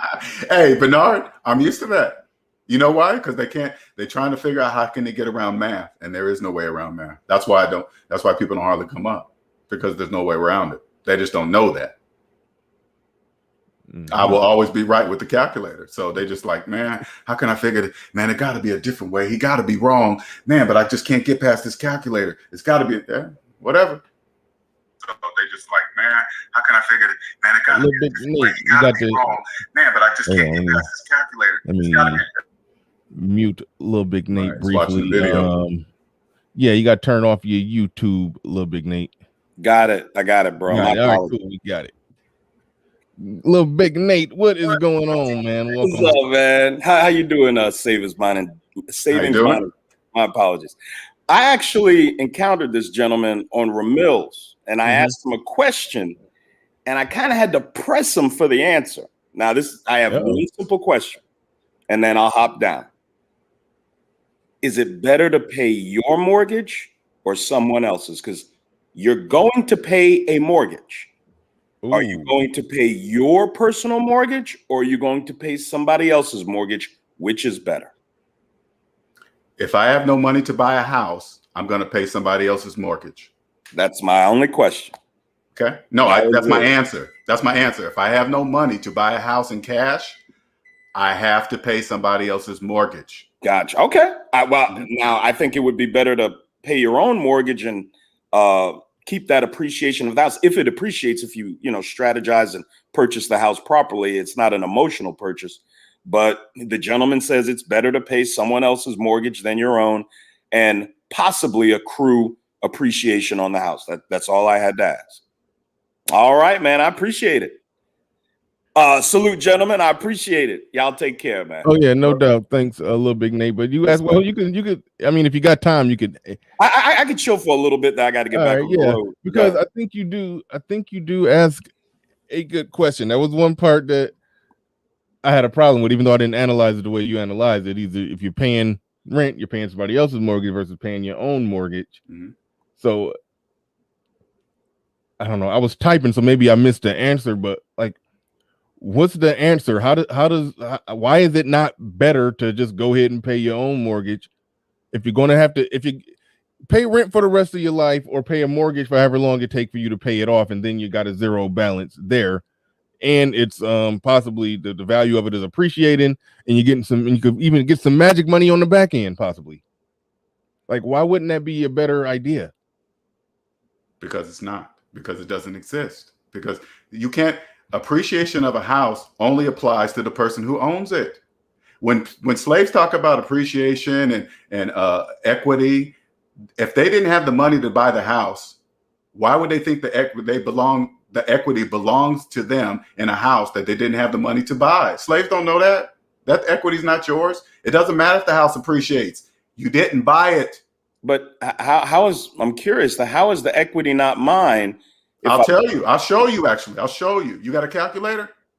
Not near me, no. Okay, just imagine. It doesn't matter. It's all imaginary anyway. Imagine your mortgage payment minus your mortgage balance and hit equal. That's how much equity you have in that house, right there. That's your equity. No, but once listen first, please. I need you to say this first. Mortgage payment minus mortgage balance equals what? Mortgage payment minus mortgage balance means whatever's left. What does that tell me? Give me the imaginary number. It doesn't matter the exact number. Let's say it's 100 grand. 100 grand. No, it's not. Okay. You gotta say it right. You gotta say it right. What is it? Well, sir, I'm not gonna submit to that premise. What I say I'm just talking about math. I'm not saying anything complicated. Sir, everything you say may be true until it is true. It's not maybe, it is. Okay. Everything you say may be true. Until I sign the contract to the purchase to the person purchasing the house. And then I have a windfall of cash. When I sell my house, I've had it appraised. It is appreciated over $140,000. To suggest I'm not going to walk away with that as long as there's not some crazy crash in the market or anything like that. If I sell my house tomorrow, I'm walking away with a windfall of cash. How do you say that doesn't exist? Because you didn't have the money to buy it in the first place. Oh, does that answer make sense to anybody? That answer doesn't make sense to me. Okay, listen, I'm glad you're saying it, Nate. I'm glad you're saying this. I'm really trying to make this make sense. Absolutely. Okay, and I'm gonna say this: the only way to buy a house is in cash. There is no other way to buy a house. I know. I agree. No, that's the only way, sir. I know. Tell me another way to buy a house. To buy a house. Well, I can finance it. Let's call it financing. Let's call it what it is. That's what it is. It's financing. So now tell me your plan about how you're going to finance a house. Go ahead. Well, I've already financed my house. I put down, I think, 17%. I bought down my rate to like 2% APR, and I've lived in it for about 11 years. And now, not only has it appreciated 140, but I've paid the debt that I owe on it down significantly. So if I sell it tomorrow and the market holds, I'm going to walk away with a windfall of cash. How is that a bad thing? It's not a bad thing. I didn't say it was bad. I'm just telling you something that you're not listening to me. You didn't have the money to buy it. If you don't have the money, put it this way. Okay, let me say it another way. If you see the sale price, when you say like you driving down the street and you saw the house that you wanted and you saw a sign in the yard says this house is $300,000. Okay, and you say I like that house. The price of the house that $300,000 that only applies to cash buyers. Cash purchase. You're right. That doesn't. They're not talking to you. You are saying, you know what? I don't care what the price of that house is. I'm going to pay you more for it. No, understood. Even though you're telling me it's only worth $300,000 right now, I'm gonna pay you $400,000. Well, that's the risk you take. It's not. That's only a risk for people who finance houses. If I walk on and pay $300,000, there's no risk for me. There's no risk. Understood. Absolutely. And if you have that kind of liquidity, if you have access to that, man, go ahead and do it. That's the only way. That's the only way to buy a house. Don't. Okay, but this is where he. Can I? Go ahead, Pablo. You got it. You got it, Pablo. So this is where he doesn't understand equity and appreciation. So if I buy a home, little Big Nate, or me? You. Oh, me. Oh, I buy a home. If I buy a home, right? What does buy mean? Tell me your version. First, tell me what your version of buy means. If I finance, you gotta say finance. That's right. Gotta say finance a home. Okay. If I finance a home at $148,000, right? Now, over the life of the mortgage, yes, I would be paying multiple times that actual finance amount. That is correct. Okay. But let's say I finance that home at $148,000. I pay, I don't know, $100,000 worth of monthly payments on that home, and then I turn around and sell the home for $250,000. Not only do I get my $100,000 back, But the payoff amount, now it's down to, it's not $148,000. That's the payoff amount. The payoff amount is now $90,000. And I sold it for $250,000. Now where am I at? I have no idea where you're at in your story. I have no idea where you're at. Okay, so you were supposed to have the calculator. He did the math. I do. I have the answer for you. I have the answer for just because I said that doesn't mean I have the answer for you. I guess it's imaginary can you money. move that thing? Can you move that David Johnson's thing so I can see his name? There comes a point. My point about equity and appreciation. I will answer your question when you're done. Though. There comes a point when you get back more than what you put in. And there's no way around that. That's how real estate works. That's how people become wealthy in real estate. You get back more than what you put in it.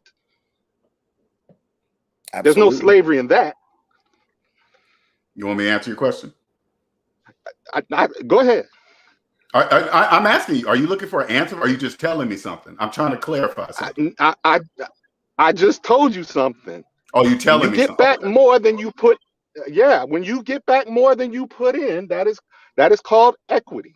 That's called winning too. Yeah. Yeah, it's winning. So tell me the slavery in equity. Interesting. It's quiet. It's very quiet. Yeah, you just told me you're telling me something. I just asked you when you asked me a question. And you just told me you were telling me something. Man. I like him. So I'm just listening to you. What do you mean I'm quiet? You just told me you're telling me something. So you're not making any sense to me. Are you asking me a question? Okay. Here, I'm gonna do it. Okay. Write it. Let's write as we go. Are you asking me a question? I'm driving. I'm asking you. Are you asking me a question? Are you telling me something? I think he's about to do the calculator thing because he's confusing me, man. Yeah, he about to see if the math. I know you're confused. I'm being respectful. As I said, you don't understand. You I know you're confused. That's why I said you don't understand it. Listen. I don't. All right. So we are purchasing a home. We are financing a home. Financing. Yes, financing. All right. How much are you financing for? The home is $148,000. I think you already went through this. I think you already told me this part. We're going to do it at one time, but we're all going to write it down. I don't need to write it down. Ready? I can tell you the answer right now. I can tell you the answer right now that you're looking for. Do you want to know the answer? We financed the home at $148,000. Let's say we kept the home for 15, 20 years of a 30-year mortgage, right? We paid in monthly payments. We paid the house down to, let's say we paid 160. Well, excuse me, it's 148. So no, let's say we paid 100,000 of the 148. But the home is no longer worth 148. The home is now worth, and this is not unusual in real estate. The home is now worth $300,000.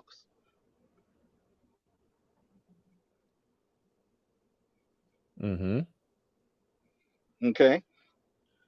And we only owe 100 to the bank to pay it off. We sell the house at $300,000. We give the bank their 100. We keep the other 2.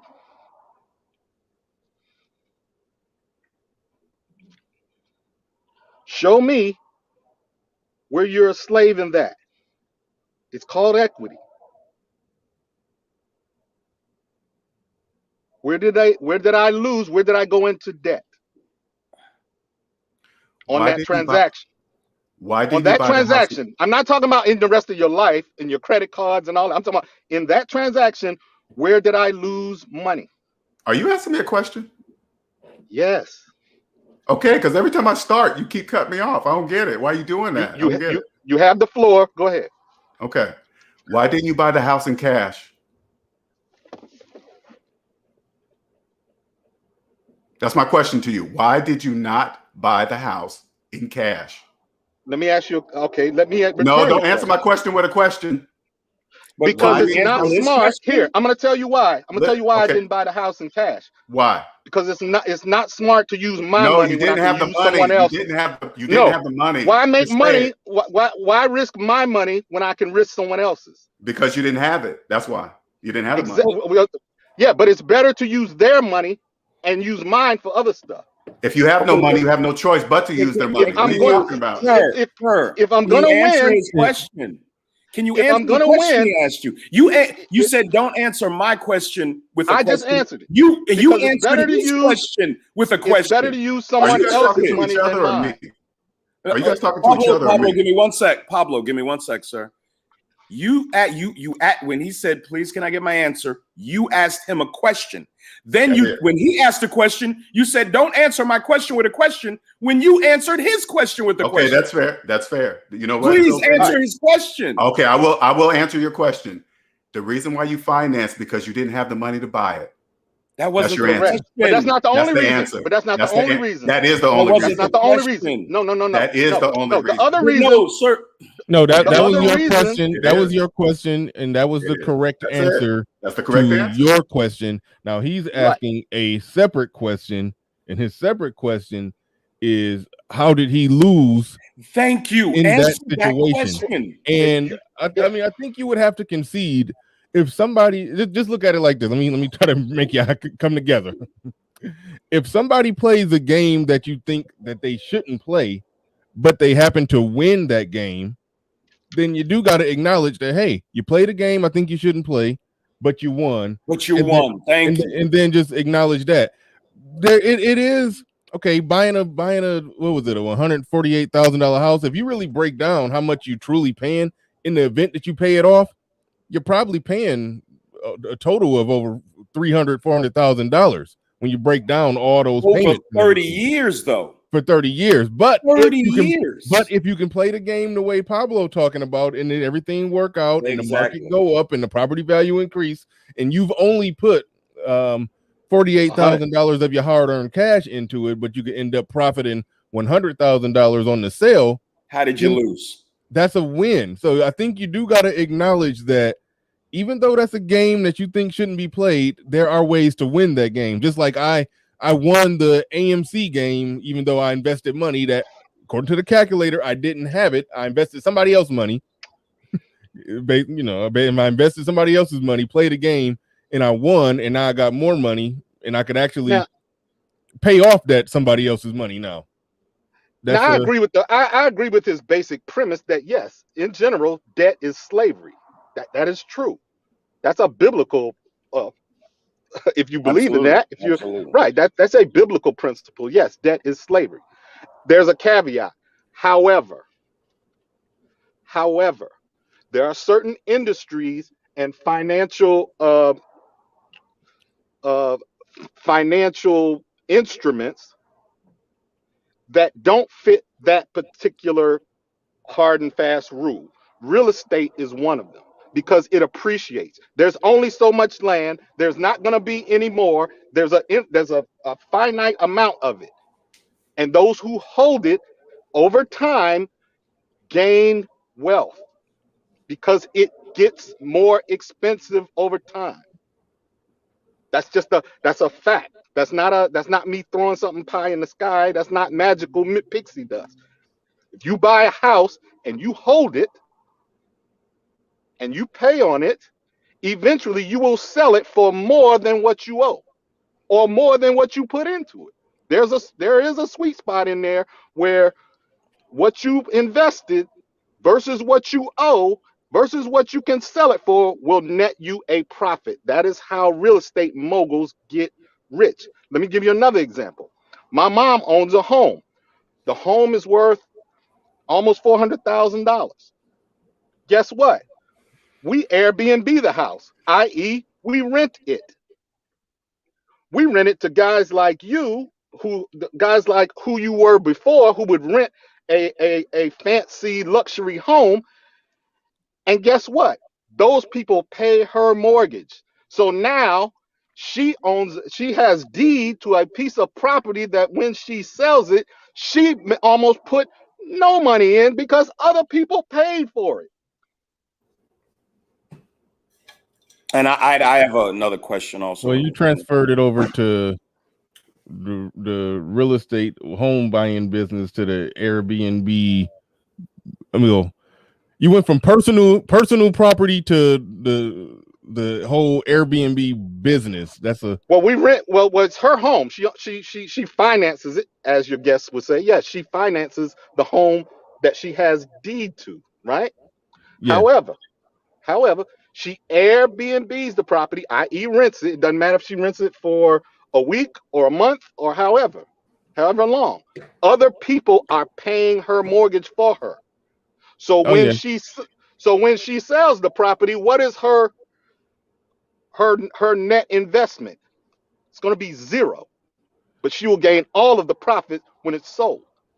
Oh no, that's true. But again, you're talking about a business. Essentially, once you start Airbnb, she's just a private. Well, yeah, you could consider it a business, yes. Yeah. But once she's just a old lady with a beautiful home that decided to make it work for her. Yeah. All right, real quick. Shout out to Omega Dreads Gaming Channel. He says, "This is why America will be in perpetual debt forever." Similar to many that believe you're born into sin, you're born into debt and ignorance of mathematics. Shout out to Omega Dreads. We got Top Shelf in the building. Shout out to you. Going to definitely hear from you coming up. We got 205 Will. He says, "Y'all just mad he's flexing an 850 credit score and won't use it like how you slaves would." Shout out to Will in the building. And shout out to hold up. Well, shout out to Sick Lid in the building. He says Bernard said some houses in Michigan selling for 30,000 less. Less. How did the previous owners make money? What do you mean? How did they make money? Well, not everybody wins on a real estate. I mean, there's a risk involved. And you know, some of the people that own homes lose, but that's life. Mm-hmm. That's life. Yeah, I remember. I'm sorry, go ahead. When the market went down, it was houses that were selling for, let's just say, $80,000. And keep in mind, those $80,000 houses, they probably would have been, you know, $150,000 houses somewhere else. But it was $80,000 houses that after the market went down, those houses, they dropped. Those $80,000 houses dropped down to being worth damn near $40,000, and then the person foreclosed on it, and the bank owned it, and they just trying to get rid of it and break even, and so you can get it for even less than that $40,000. You probably can get it for $20,000. That's how people in position can pay cash for houses in Michigan. Well, in my city, and not everywhere in Michigan. So some places the property value is high, but you can pay cash for a house out here, rent it out, and make that money back in a couple years. You know, and then just collect rent on that property for the rest of your life, and you end up getting, like, I know a guy who got, like, you know, he's accumulated like 6 or so houses, you know, over a 10-year period of time, and he still work a job, but he technically can just live off collecting the rent at this point. So yeah, this is definitely a game to get into out here, but I'm trying to find. Oh, I know I didn't let it get away from me. Hold on. Shout out to everybody who's been super chatting. I missed a lot of them. And I'm trying to make sure. Oh, no. Damn. Coach Ali sent the $50 super chat, and I missed it. Shout out to Coach Ali, though. He's going to be on my show, I believe, Saturday. That's a brother. He coaches a female football team. It's a weird thing going on here. Wow. Okay. We're going to be talking about that. He sent me some pictures, but yeah, that's going to be an interesting conversation. Shout out to K Polymath in the building. He says there's virtually no risk in real estate if you purchase it right. Areas by demand, UK, every place house double every 10 years since 1900. And Coach Ali says, for your freedom, Bernard, looking forward to Saturday. Okay, good. He said, so yeah, I didn't get an email confirming Saturday, but well, yes, I did. It was late at night when we was talking, man. I forgot. I fell asleep. But yeah, we will be getting it in Saturday. So shout out to Coach Ali in the building. Wizard X, he says, what is the crime rate in that area? That's a good question. Well, it's no crime in my neighborhood, and I got a house for pretty cheap, so I won't say there's no crime, but it's not high crime. But if I go over the tracks where the Negroes congregate, it'd be some junk going on over there. I'm probably a legit 15 minutes away from a war zone. I give you that. Black Wizards in the building says real estate debt does fit the rule. The bank owns the property, you own the contract. You can profit off the contract, but the property is the bank's. The system's not designed for most people to leverage this strategy. Very good point right there. Very, very well said. I like how you put that together. Shout out to you, Black Wizard. And we got to hear from somebody new to the panel, Top Shelf C. I'm sorry, Bernard. I got to drop down, bro. But I appreciate you letting me up, man. Salute to Savings Minus Debt. My only issue is, bro, when you're confronted with things, you find it seems difficult to acknowledge when somebody's actually winning. You know, there's no upside to slavery. So how could home finance ship be slavery if to most people there's a tremendous upside? But I appreciate it. You gentlemen take care, man. Salute. Mm-hmm. Have a good one. You buy a house, get it paid off, pass it down to your children, and now your children are not slave debts, provided they don't sell. You know, there are benefits to playing that game. So there are benefits to playing that game. Top Shelf C in the building. You got the floor. You got the mic. Salute, Bernard. Salute, LJ. What's going on? What's going on? I just wanted to come on real quick. I had to step out because I'm listening. And LJ, you know, I am actually a real estate investor myself, and it took a while for me to actually come around. But what he's saying is 100% legit. If you get caught up in the wording, then it's easy to kind of get your feelings involved within it. The main thing I wanted to come on and state is, even with regards to what LJ speaks on, it's about personal finance. It's not about business finance. The moment that you started talking strategies of how you can leverage, buy a house, and then it appreciates, and then you can profit off of that, you are essentially applying business strategy. So if you have to go to that great length, when LJ simplifies it, add up all your savings, add up all your debt, I think now you're taking the conversation into a different direction. I am a real estate investor. As I pointed out, Bernard, in Michigan, bought a couple properties in the recession period, and my strategy was buy a house, live in it, fix it up, move, rent it out or sell it, and then move on and continue doing so. But I knew I was applying business strategy to, so I was essentially killing two birds with one stone. Essentially, what LJ preaches is he is not opposed to business debt. He said that already. So I guess from Little Big Nate, and then also Little Big Nate made a comment right before he just left off. He said there's an upside to slavery. Well, in the biblical sense, there's the passage that the borrower is slave to the lender, and with that regard, if you're borrowing something, that means there's something that you're getting in the sense of that is of benefit to you, that you are essentially leveraging that for some kind of a debt.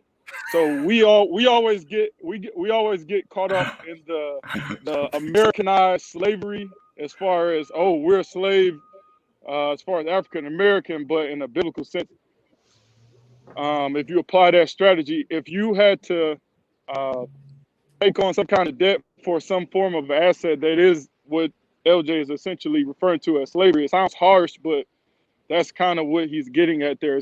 It doesn't mean that you're chains and whips and figuratively speaking. I mean, it's literally straightforward what he's saying. I triggered the hell out of everybody with that with that thumbnail Right, got a family right there with a house, 2 cars in the driveway, with a big ass cotton field behind them. So yeah, I triggered all the Negroes. But so that's how it's supposed to be, though. It wouldn't exist if they didn't believe when those guys are talking about the real estate and how to buy a house and profit and equity. I'm just saying this I'm telling to you, Top Shelf and Bernard, if they didn't believe that, Bernard, the housing market couldn't exist. If they knew what I knew, the housing market would vanish. It would crumble, right? But and I don't want the housing market to crash. So I want people to believe they're homeowners with mortgages, subprime mortgages, VA mortgages, first-time home buyer mortgages, NACA, whatever they make up. The banks make up a whole bunch of shit, right? As long as they do it, that helps me and people like me. So if they believe they own the equity in a house that they didn't even have the money to buy, that is very important for them to believe they own the equity in a house they didn't have the money to buy. That's important. It's also important for them to believe that it takes 30 years to pay off a house. That's very important. That's very important. Wait, I think I missed something. How does it benefit you as a non-slave? Mm-hmm. How does it benefit you? People believing what they believe. I don't see how that necessarily helps you. Whether the market crashes or don't crash. Oh, I don't care about that. Yeah. So yeah. So why is it necessary? Why do you speak as if it benefits you somehow? That people does benefit me. Oh, explain that again. I want to make sure I understand it. If people didn't believe it takes 30 years to pay off a house, mm-hmm. So they're gonna believe that houses really cost what they see on the yard stuck in the grass. They really believe houses cost that much, and they're willing to pay 30 years on a house that they built in 30 days. That's important. When you have money, it doesn't matter how much the house is, because I'm not gonna pay it. I'm gonna pay what I want to pay, not what the market wants to pay. You understand? And I just pay it. Like right now, the housing market is hot. For who? People buying cash? No, people financing houses. That's important, because as long as they're paying interest and I'm not, that's more money in my pocket. You understand? Mm-hmm. Very accurate, because me being an investor, actually, unless I'm selling, which I told you, LJ, I recently sold a property. For me on the purchase side, this is not an advantage, because all of these mortgage buyers have actually inflated the market. So houses that we were getting for smaller amounts, we now obviously have to contend with the mortgages. Mm-hmm. So people that understand real estate and have money, all you gotta do is wait for the hoopla to go down. It's gonna come down. They don't know that. Soon as the unemployment runs out, soon as they got to start paying student loan debts again and all this other stuff, then they're not going to be able to afford what they thought they could afford, and then it's going to crash. And then that's when people with money are going to come in and get 2 houses for the price of 1. We just wait for you guys to go through this. Hey, housing's hot and this and that, while you guys financing all this other stuff. And then when it comes to head, you can't afford it. That's when we'll be there to scoop them up. That's how it works. Yeah, and then the easy way to just prove out what you're saying is, if you are a mortgage buyer, there's a lien or another party that is on your deed outside of yourself. You cannot just make any moves that you want to with that property. You're kind of restricted in a way. Sure, you can buy and sell, but you can't just say, I don't want insurance. It's kind of like even leasing a car. I can't just pull the insurance off if I just felt like it. I wouldn't suggest it, but you can't just say, I want to do this, I want to do that. There are restrictions and guidelines, and that proves to you that you are not the sole owner of that property. Correct. Mm-hmm. Shout out to Black Wizard in the building. He's saying no upside is a very relative position to take. There was an upside to slavery here, for example, free lodging and healthcare. Question is, does it outweigh the downside? When you think about this, that free lodging, I'm not sure if he's saying that because they didn't have to pay rent for a year. No, this is I can't kind of idea what he's saying. This is where they get their money back from that. Now the president announced some kind of like 40-year extensions on mortgages now or something like that. So what they're going to do is get the slaves that they will never be able to catch up a year's worth of rent. Slaves don't know that. They will never be able to catch up. So they introduced this new 40-year extension. Slaves are going to they're going to refinance their house into the 40-year extension, including all of the money they missed from the payments into the new loan balance. And now they're going to get triple back what they lost in 1 year. They're going to get 3 times that back now. For 40 years extension, you are a complete unconscious slave. Complete. Mm-hmm. Hello, Shout Bernard? out to Project 2080 in the building. Go Hi, ahead. Bernard. You got the floor. You got the mic. How are you, Bernard? How are you? I'm good. Well, I got to tell you, Bernard, I am just, I listen to you, in the bushes, as they say, and I'm always so proud of the shows that you have. And this is no exception. I do have some bones to pick with your guests, and I want to be respectful because, as I say, I do appreciate the show. The first bone I would like to pick is there are words that trigger me. One is the N word. I hate that word. And another one is slaves, disrespecting slaves. And I just think that disrespecting slaves, I don't think that's the place we need to be. But that aside, when we get to the meat of what you're talking about here, you're talking about your resistance to finance. And I don't quite follow you. And the reason I don't follow you, and then maybe you can help me understand your position more. But the reason I don't follow you is because a person has to live somewhere. So you're going to, if you, let's say, live in an apartment, you're going to be living in that apartment, paying rent to someone. So why not finance the house, as you say? I still say you own the house, but that's just my terminology. Why not finance the house? And at least you're going to be building up equity in something that you can later on sell or leverage or whatever you want to do with. How do you respond to that? Okay, so I'm gonna answer you mathematically speaking. Okay, I'm gonna take what you just asked me, and I'm gonna return it to you mathematically. Okay, so I'm gonna use myself in this example. Okay, I don't own a house. I pay rent. Okay. So your suggestion is for me, and I pay rent and I have no debt. So your suggestion to me is go get a mortgage, go $300,000 in debt to earn something. Like I'm at zero right now. So you telling me instead of paying rent, I should go $300,000 in debt to earn something. What I'm saying, okay, I own 2 houses, a house that I live in, and when you say own, like free and clear, or mortgages. I reject your. It's not me. It's math. It's not me. It's math. Well, no, math. Well, okay. I don't get hung up because I think this is an important show, and I think we need to get the information out there. So I don't want to get hung up on. You have mortgage. Do you have, when you say ownership, you have mortgages, correct? Okay. Well, the one house that I'm renting out, I'm going to pay it off. It's funny, this stock topic came up. I owe $6,000 on that house. I'm going to be writing a check for it in the next day or so for that Congratulations. house. Congratulations. Okay. And I mean that, sir. Congratulations. Okay. Well, thank you. And then the other house that I live in, I owe about roughly $120,000 on that house. But the point I'm trying to make is, you are renting, as you said, right? You're renting, right? I am. Okay. Now I agree with you there, but I do think that there is good debt and bad debt, and let me explain.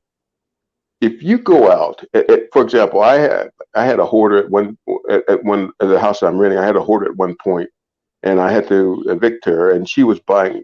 I mean, she made great money, but she was buying all kinds of, Target purses and stuff that's just worthless. That's bad debt.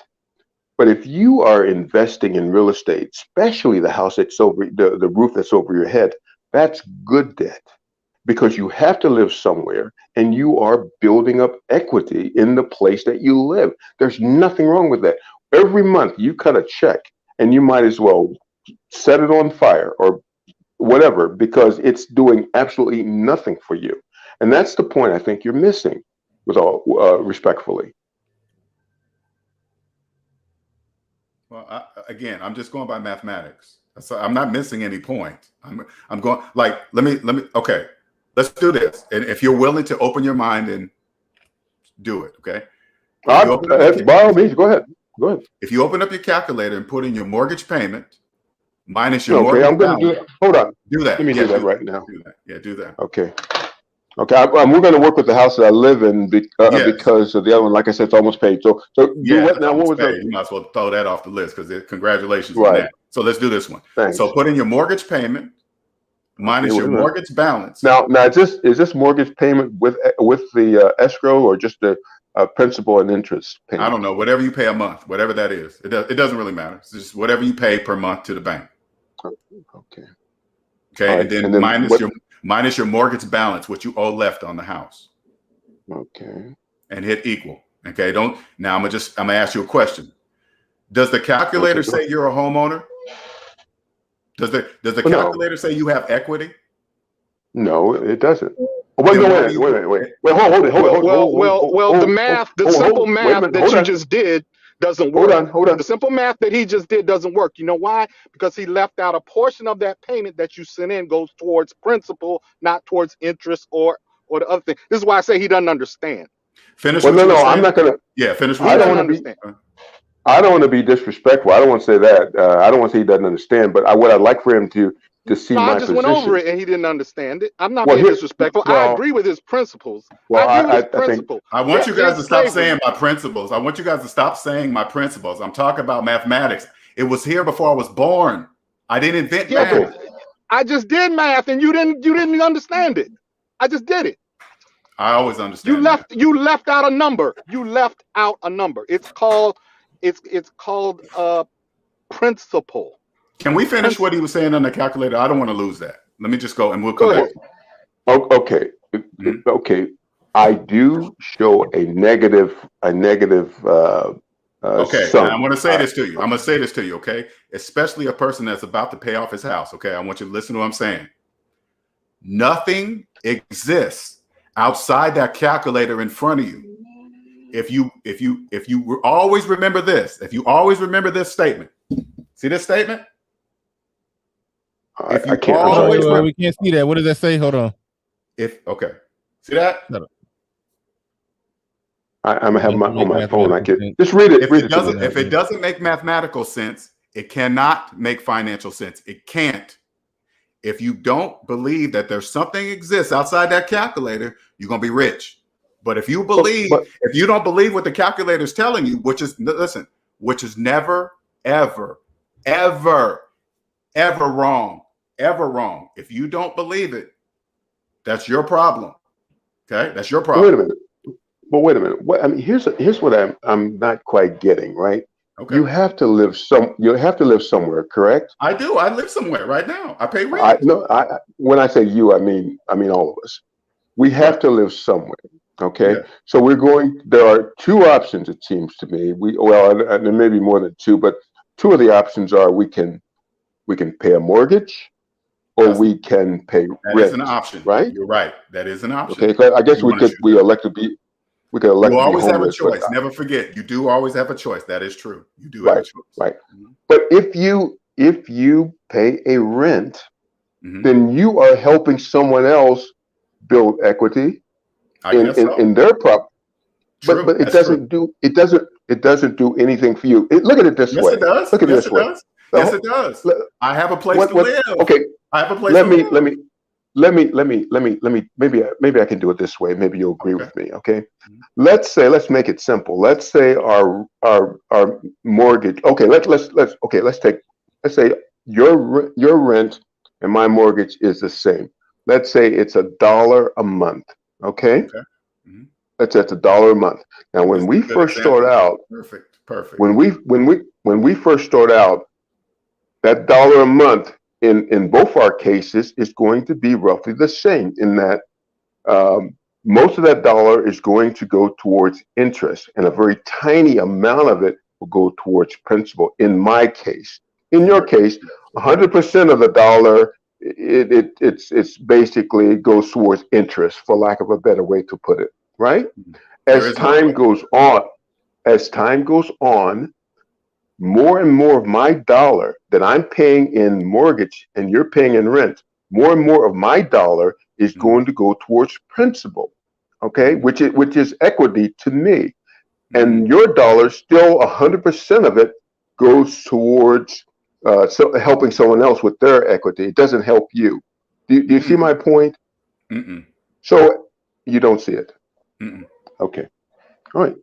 No, I can show you a different way to look at it. Can I show you a different way to look at that same scenario you just did?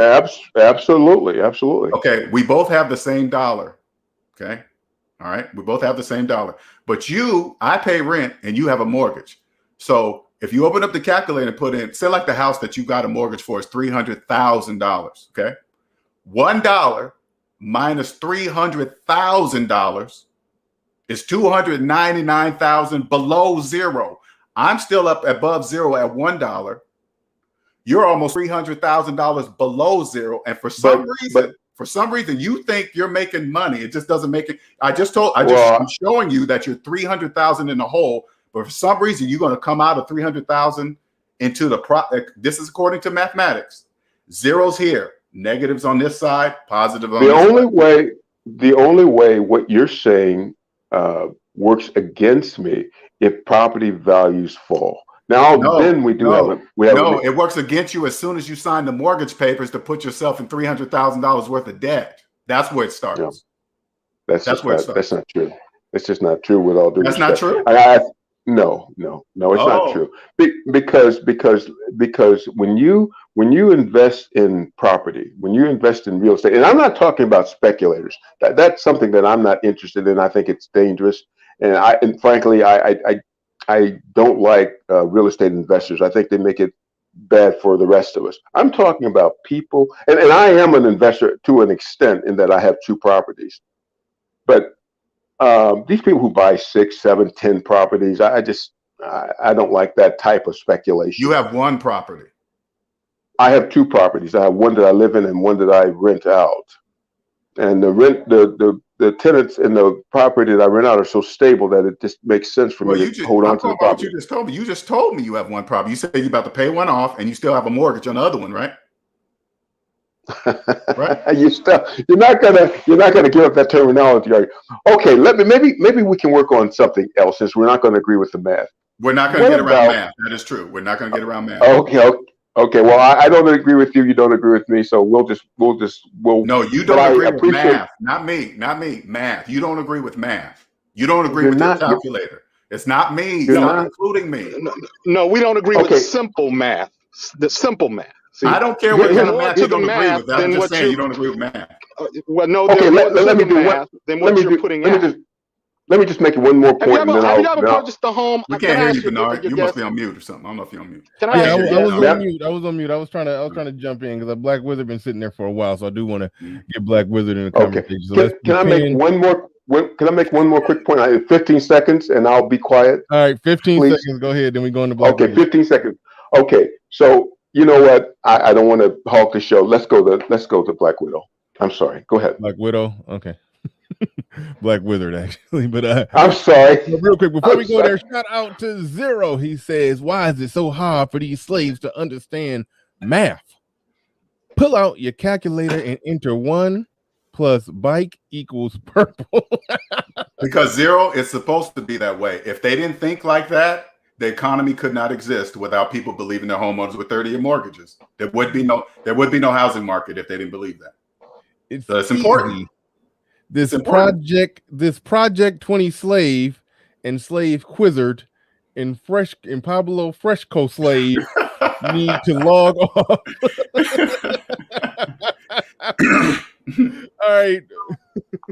All right, Black slave wizard, Black slave, whatever your name is. You got the floor, you got the mic. Thanks for coming on up, man. Appreciate the super chats. Appreciate everybody supporting the stream. Y'all funny with them slave names. That little big slave, that was too funny. That one killed me. All right, go ahead, Black Wizard. You got the floor. I apologize for the noise in the background, by the way. I'm outside. But my first thing is just, if you're going to say slave wizard, at least say surf wizard, because I like the way that sounds a little better. And then, and then the other things I was going to say is he's actually making a very good point. I mean, and I'll explain what I was saying before with Lil Big Nate in my super chat. Lil Big Nate said there's no upside to slavery before he left off. And I think he meant there's no upside to slavery for the slave. And I said there's food and lodging for the slave. Even if we think about black slaves like way back in the day, they got food and they got hold on, wait. The part that was cringeworthy in there, you said in free healthcare. Yeah, because once they stopped the slave trade through the Atlantic, they had to think about how they could better care for slaves so they could keep the investment in their property. So they had healthcare and people alive so they can be your slave. That's a weird spin on free healthcare. I mean, you could say that, but that's not the point. In a long-winded way, maybe not even that long-winded, you could say that there are benefits to slavery long as you're not the slave. But so anyway, we don't gotta get bogged down on that one. But overall, the only point I was making is like there's very little things in this world that is so absolute where it's like there's absolutely no upside to it for anybody. Like there's very little things in this world that's like that. The question is always, is the upside worth risking the downside? That's the real question. Yeah. So in slavery, for example, it wasn't. So things change, or there's a whole argument behind that, but whatever. So things change for that. Like with this debt system, you have to ask yourself the same question. Yeah, is the upside of potential profit, by the way, not even actual profit, but potential profit, worth me putting myself through this and putting myself in debt to the banks, which is exactly what you're doing. It's like you're gambling. It's like you are betting on, the system so well, or you can figure it out before you bankrupt yourself. That's basically what you're saying when you go into the system. And to add to that point, when he's talking about the calculator and people are saying the math is too simple, you have to take into account all that principal, interest stuff takes into account the future. What if you die tomorrow?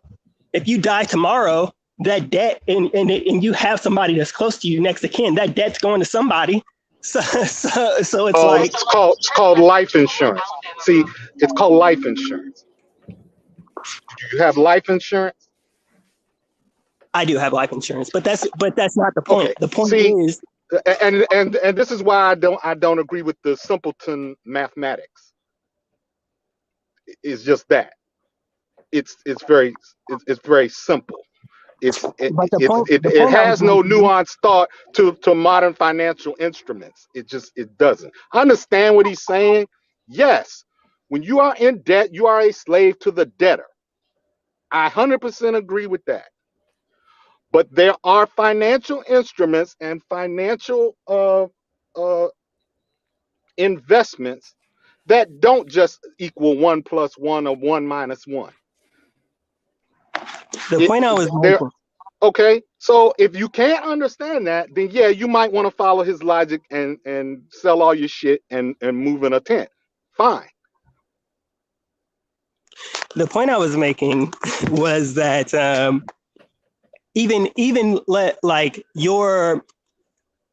his proposition takes into account what's actually happening right now, and any other proposition takes into account what may happen or what hasn't happened yet. So just based on the fact that it takes into account what may happen or what hasn't happened, if it hasn't happened, it's not real. So what he's saying is addressing reality as you live today. What everybody else is talking about is addressing reality as it may be later.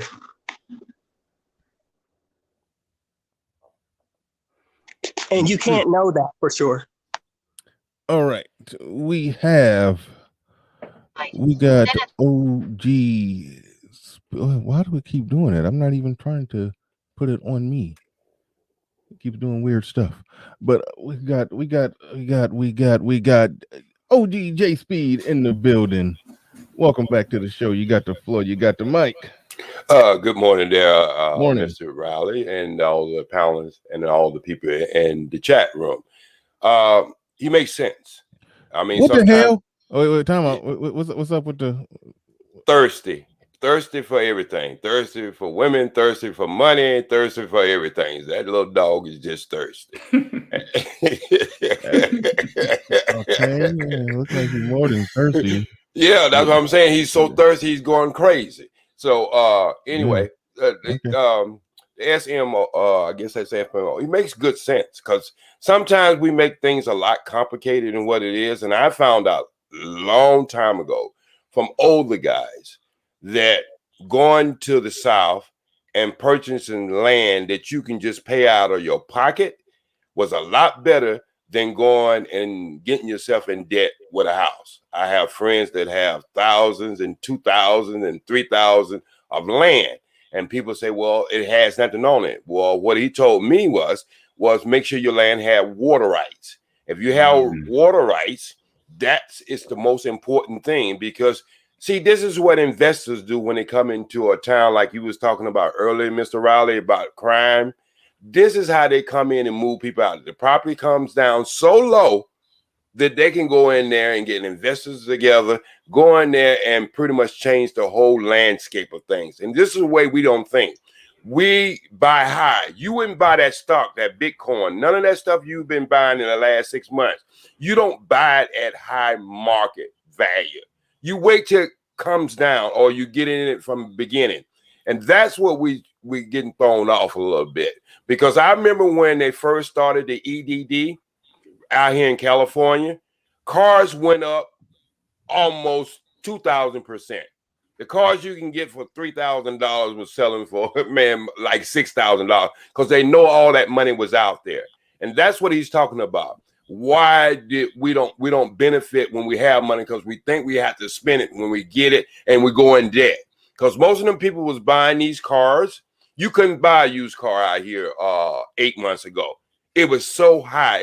They were selling better than brand new cars. And it was so high because the dealership know that there was money out there. And so sometimes when we do try to make things simple, it sounds too good. But that he's telling you the truth about getting in debt. Anytime you get in debt, school debt, any kind of debt, you always really don't have an upside. There's a lot of doctors and lawyers out there who don't get into big practices and be paying that debt for the rest of their life. And so it comes down to the same thing. This is the games that banks play on us. And that's why I enjoy when somebody make it so simple that anybody can understand it, but sometimes it goes over our head because it's too simple. Mm-hmm. And you'll never go get away from the math. That's what everybody always talk about, statistics and everything else when it comes to dating and all that other stuff. But when we break it down simply into finance, then we have a problem with it. Yeah, that's exactly right. Exactly right. Yeah, look, I mean, I'm with them, and I'm definitely with them in the sense of clearing the debt, even though I still got some debt that I'm playing around with. But yeah, no, it's playing around with you, Bernard. It's playing around with you. Overhead low, savings high. That is a good principle and philosophy to live by. It opens up your options and your ability to invest in yourself and not just throwing your money out to other people. But the only area, and Pablo has touched on this, I like how you, I forgot exactly how you worded it, Pablo, when you said modern financial tools. I forgot exactly.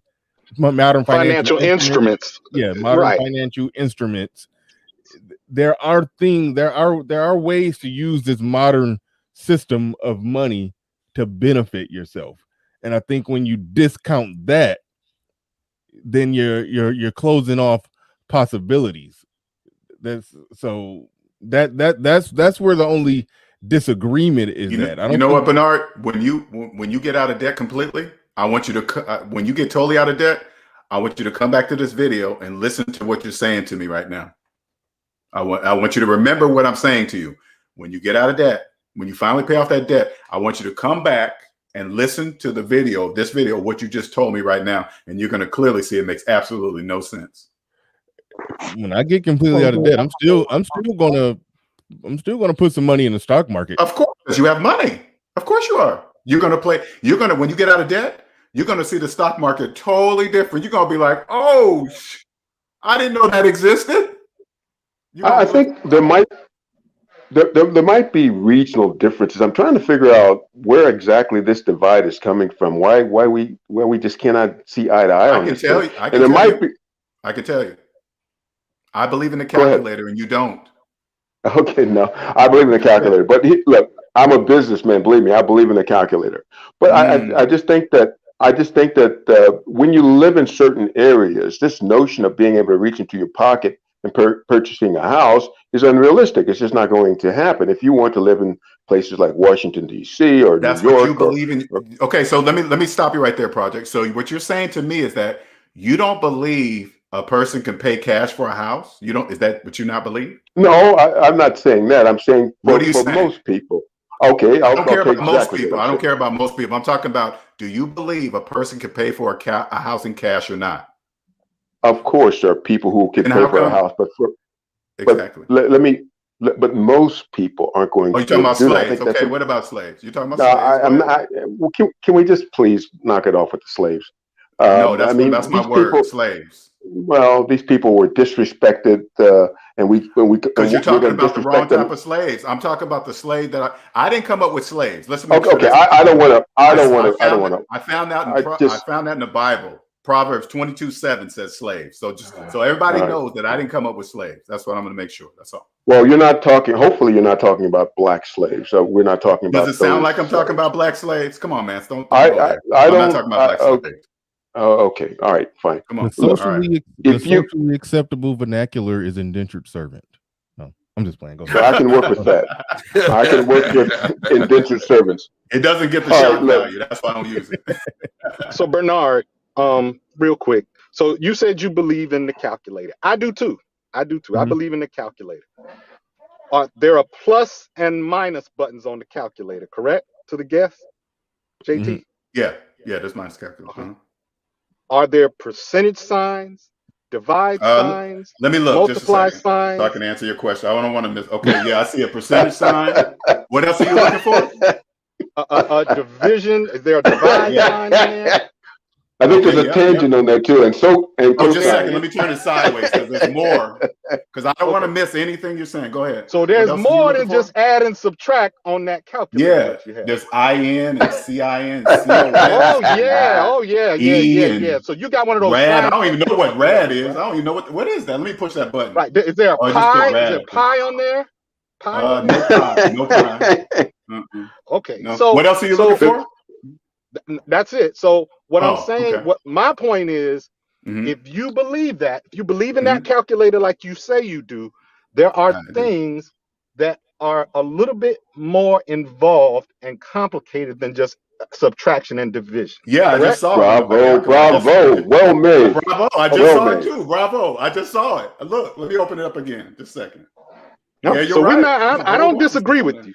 Exactly. Okay. I don't disagree with you. Not completely. Okay. I think there's some nuance in here that we need to kind of catch up to speed. Not me, just you. Not me, just you.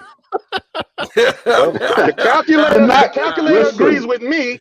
The calculator agrees with me because it has more signs on it than add and subtract.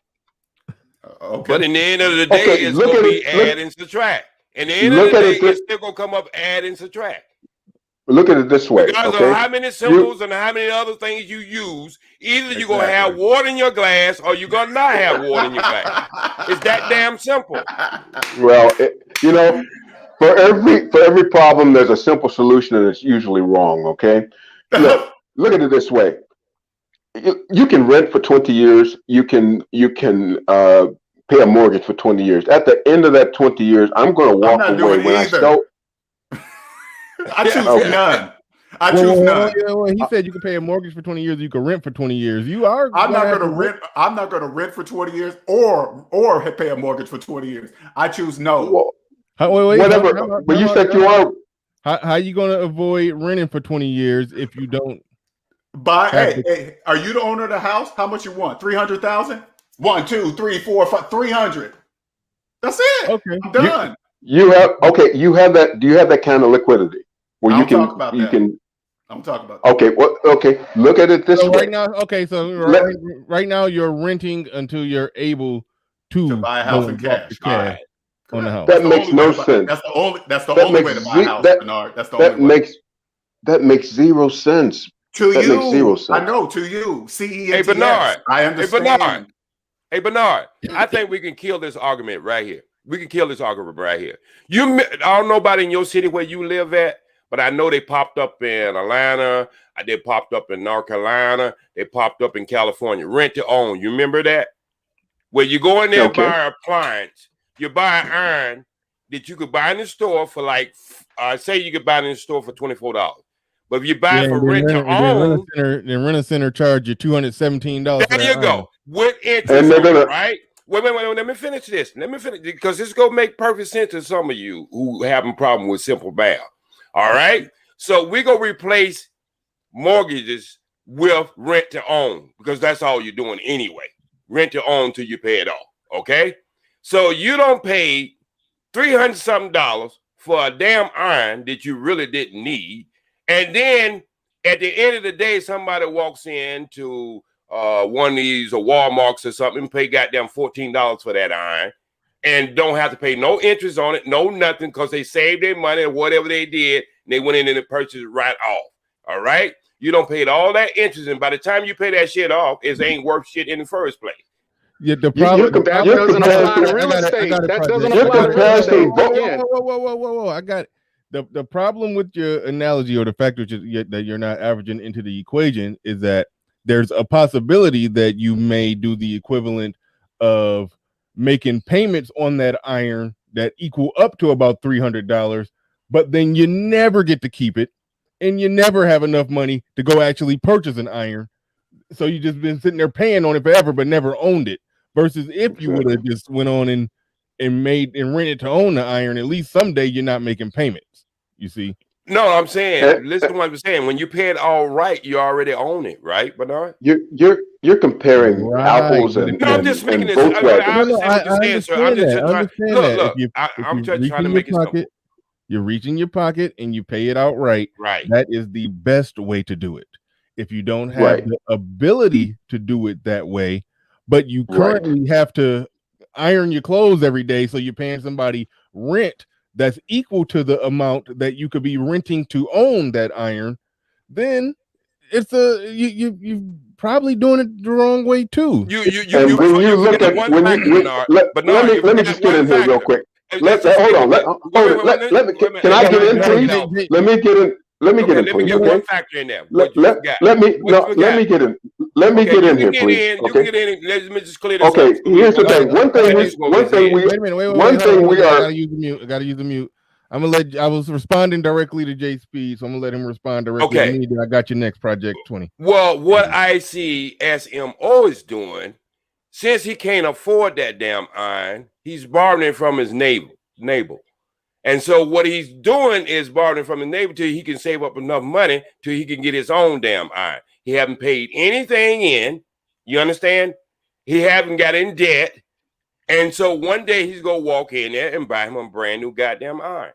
It sounds like classic no solutions. There's only trade-offs, because if the amount that you're paying to rent that iron is equal or even more than the amount that you would be paying to mortgage the iron. I hate that we're using an iron for an example, but you could be just paying out more money, and that more money that you're paying, that money that's leaving you to go to rent the iron, could very well be the money that's preventing you from saving enough money to be able to buy it outright.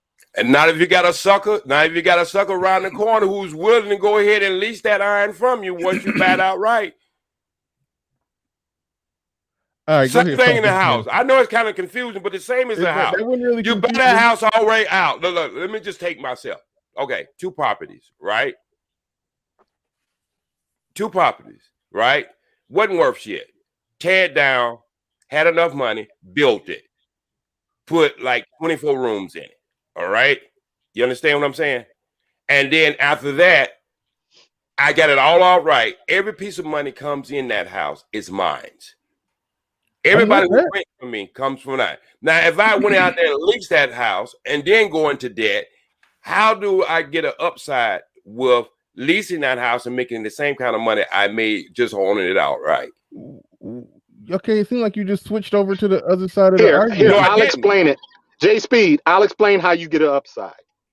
You use someone else's money to pay for an asset that when it's done, you own and they pay for it, not you. That's investors. Well, we're talking about the individual. You can do it as individual. Here, let me give you an example. Okay. All right. Let's say I have my home. I got a 4-bedroom house. Yes, sir. I Airbnb 3 of the bedrooms, not the whole house, just the bedrooms to people who come in and out. They pay 80% of my mortgage every month comes from me Airbnb my home that I live in. They have effectively paid my mortgage and paid for my house. I did not pay it. I used someone else's money to pay it. Did you pay it out? Was it your house outright though? No, the bank owned it, but they paid for it, not me. And you don't see where he was talking about it in the beginning of this conversation. Or I move out of the house. And I rent it to one tenant. Or let's say over a period of years, I rent it to 5 or 6 different tenants who pay for it for me. I don't pay for it. I use the bank's money, not mine. That's called slave splaining. All right. Real quick in the chat. Okay, super chat. JJ says, Bernard, had you rented your home instead of going into debt and getting a mortgage? You must have missed something in the beginning. My home that I own right now, I'm not. I don't have a mortgage on it. Never put a mortgage on it. I was able to pay cash for this house. So I live in a house. So I'm not a slave in that sense. I'm not a slave in that sense. The debt that I was talking about was some credit card debt. So your question. Well, here's what you do. Here's what you do, Bernard. Ill-advised. He said, had you rented? He said, had you rented your home instead of going into debt? You mean rent this house that I'm living in? I don't. Re-explain what it is that you mean, because I don't even understand what. Bernard, this is what you do. You own the house outright, right? The house that you're living in. Mm-hmm. Go buy another house on credit, finance it, right? Rent your house out and use the money from the rent of your house to pay for your new house. That was other people are now paying for your house. Bernard, you better not take financial advice from a person with a mortgage. You better not do that. You better not do that. You got a paid off house. You better not take financial advice from a person with a mortgage that believes they're a homeowner. Don't you ever do that. What he said right there, that was part of the game plan. I'm going to get a different house one way or another. And this house, I'm going to leave this house to my son. So I probably won't be, unless I don't know. I'm probably not going to collect no money from him. I'm not. I'm not. But but that was the game. I mean, I do believe he is correct that yes, you can collect rent. If you own a house outright, you can collect rent and have that rent make the payments on somebody else on the house that you're financing. So Bernard, you have just eliminated the largest expense out of your entire life. All right, millions of people, while millions of people pay rent and a mortgage for the rest of their life. At your young age, you have just eliminated that expense out of your life. There is no better investment in the world better than a paid off house. You will never have rent or mortgage again for the rest of your life, while millions of people believe it's true. It's not true. Do you at least understand that if you're currently paying rent and you don't own a house, then you're in that category technically because okay. So I have no money to buy a house, so I have no choice but to rent. Yes. Okay. Where I'm gonna live on the streets? No, I get that. So you're renting. Do you think that the amount? I have no choice, but no, I have no choice but to rent. I have no choice. I have no choice. Do you think the hypothetical $1,000 that you're paying for rent, whatever that amount is cutting into your ability to save enough to buy a house? No. No. Okay. Not even close. I have no debt. I have no debt. Zero debt. Okay. I have to live somewhere. It's if you could find me a place where I can live for free and it's nice, I'll live there. Yeah. Other than not wanting to be tied down to the same spot, I just think a lot of people, and I'm of this mindset as well. Instead of paying somebody else's rent, and Pablo alluded to this, financing a house, and while you're waiting to save enough to pay cash for a house, you're paying down principal on the house that you're financing. To even when you get enough, you could slap it all right on that same house that you're living in, and it's yours. Let me tell you what you're saying. You're saying I don't have no money to buy a house, but go $300,000 or $400,000 in debt, and then I'll save money while I'm in debt. It doesn't make any sense. You don't even. There's so much irony. There's so much irony in what your guest is advocating, right? I mean, what he's saying is he is helping someone else, pay the mortgage on their property. Bam. He doesn't see the irony in that. Okay. No, Number I have two, to have a place to live. That's what I'm saying. That's my whole.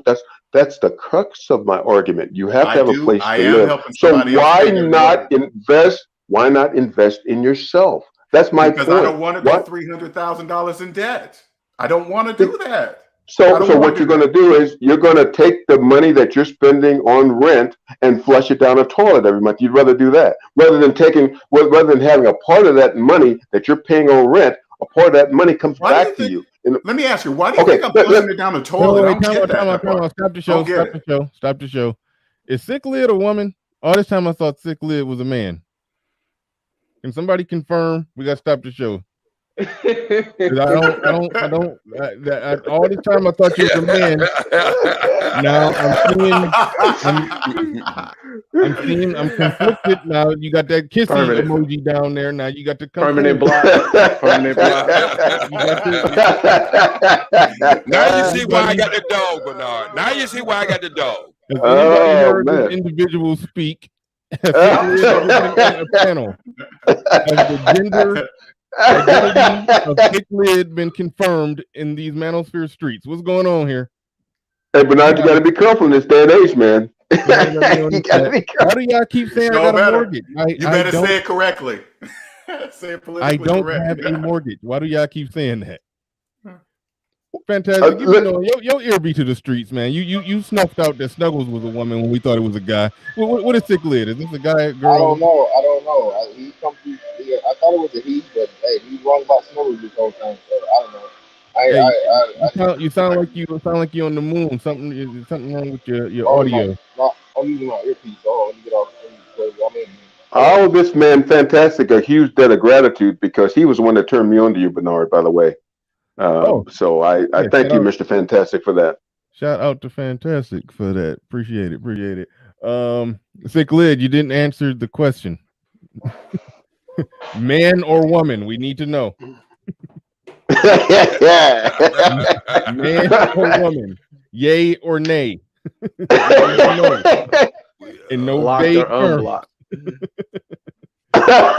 And everything. I see we're gonna go down the street with the consonants of the alphabet now.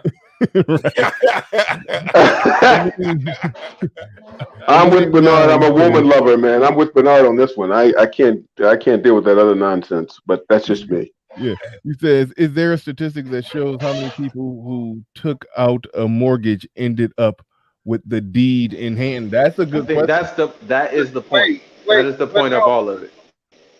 Hold on, man. Stop. All Okay. right, go For ahead. one, Fantastic got it. Go ahead, Fantastic. listen, man. I don't. This is a wonderful stick that SMD has, man. It's a wonderful stick. It's a slave thing. You get people triggered. You know how Negroes are when they hear the word slave. Okay, it's really good. But listen, bro.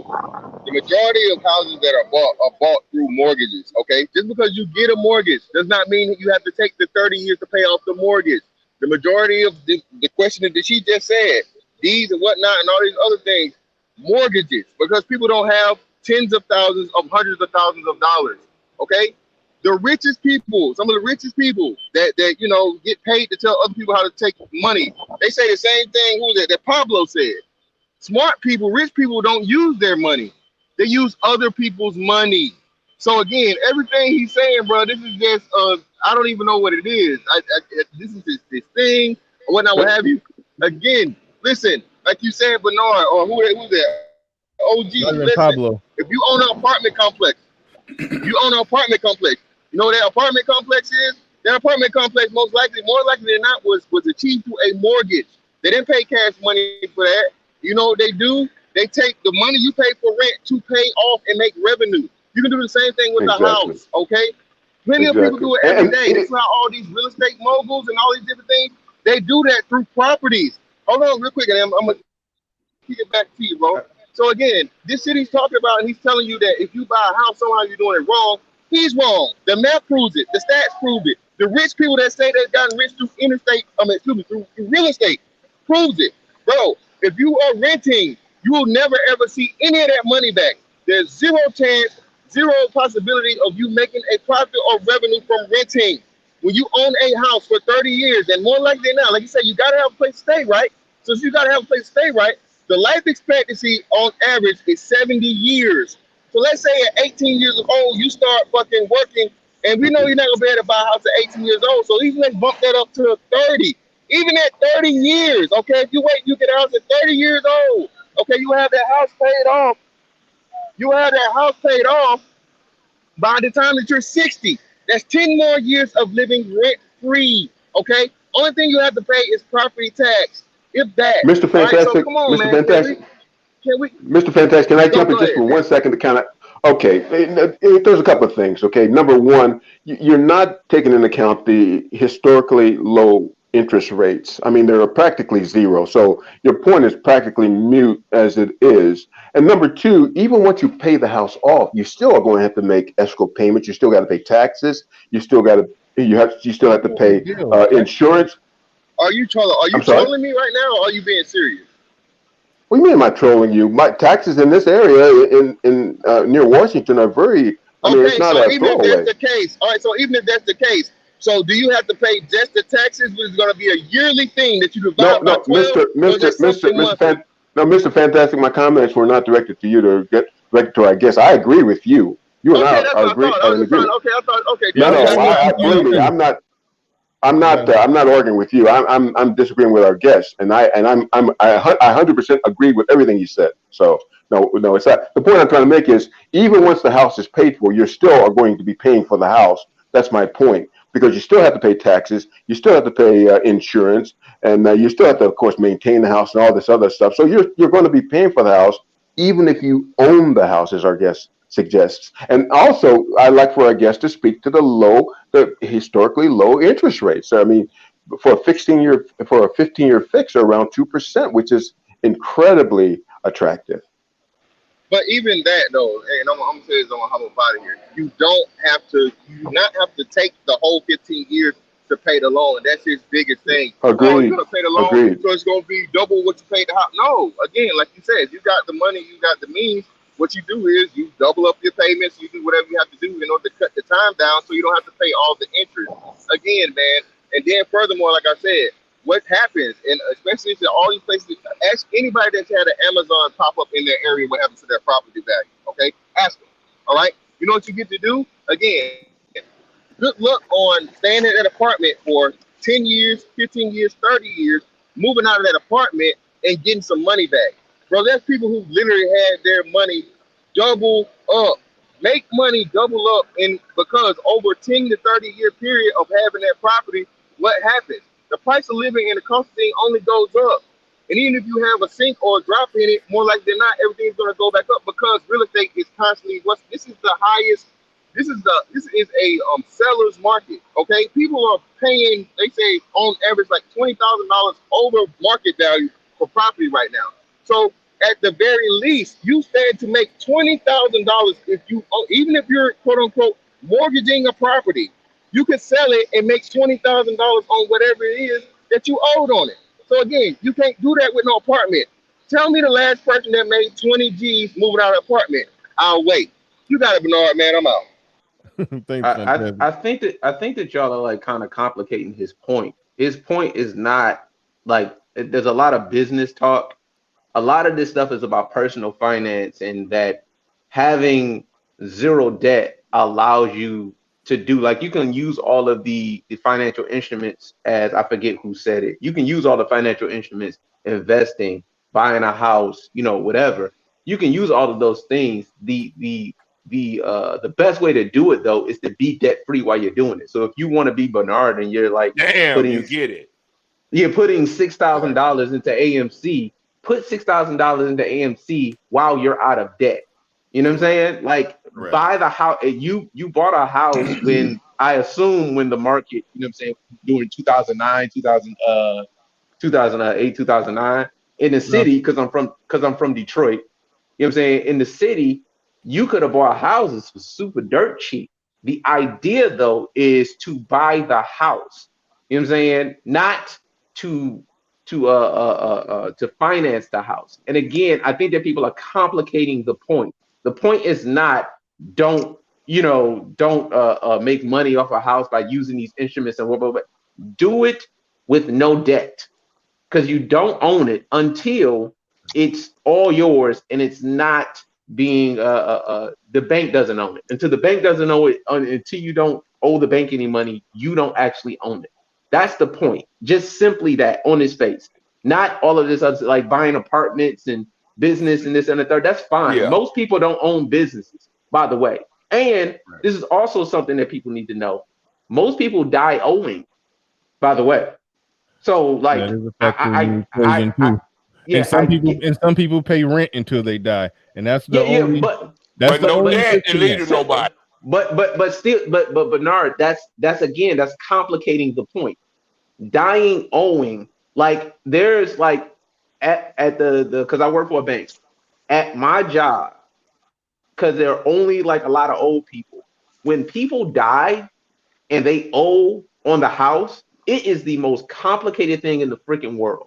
It is the most complicated thing in the world, because they're not owing, $10,000. They're owing $100,000. They're owing $200,000. And it's the most complicated thing in the world, because you got to sell the house. And then there is no money after you sell the house, because you have to pay off the loan. A lot of this stuff. Real quick, you shouldn't die owed in owing $100,000. But if you buy a house at 30 and you die at 35 and you owe $100,000, that's one thing. But the idea is that if you buy a house at 30 and then you pay it off by 50, you have made yourself not a debt slave by 50, or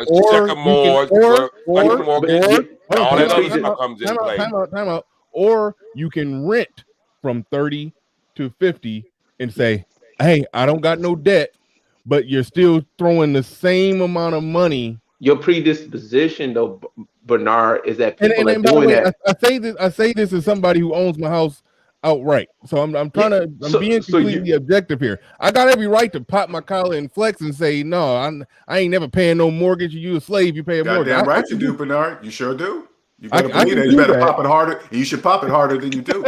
Because I don't own a house, Bernard, so you better pop your collar harder than you do, because I don't own a house yet, but I will.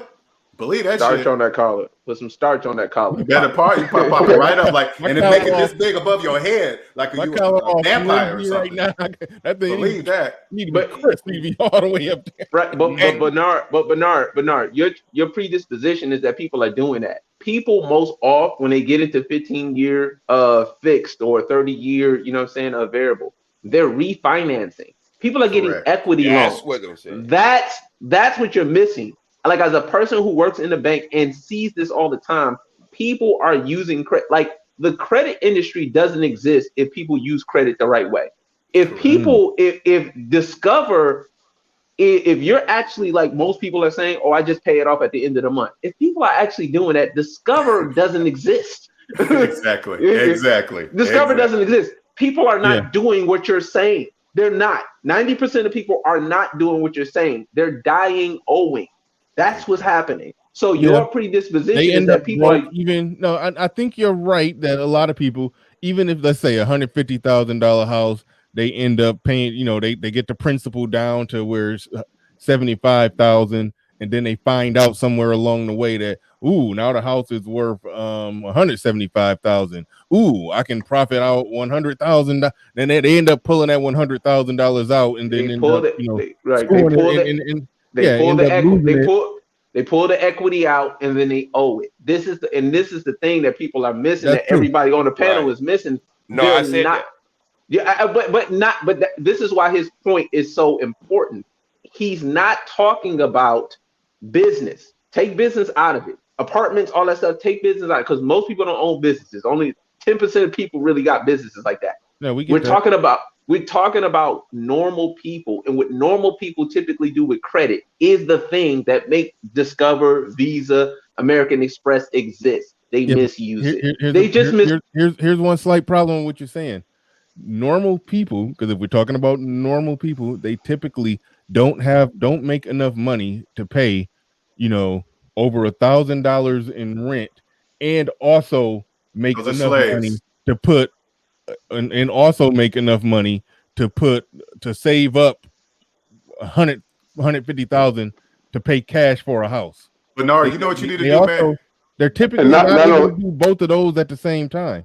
Not only that, Bernard, you also have to factor in the fact that houses typically appreciate in value. So a house that you may start off looking at $150,000, by the time you have the $150,000, if you could theoretically raise that money, the house may be worth $200,000 or $250,000 or $300,000.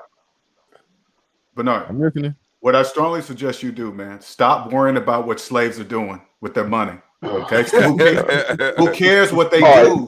Who cares what they believe? Who cares what they do? Who cares? You will be a millionaire if you stop worrying about what they're doing. So who cares what they're doing with their money? So what? They're indentured servants.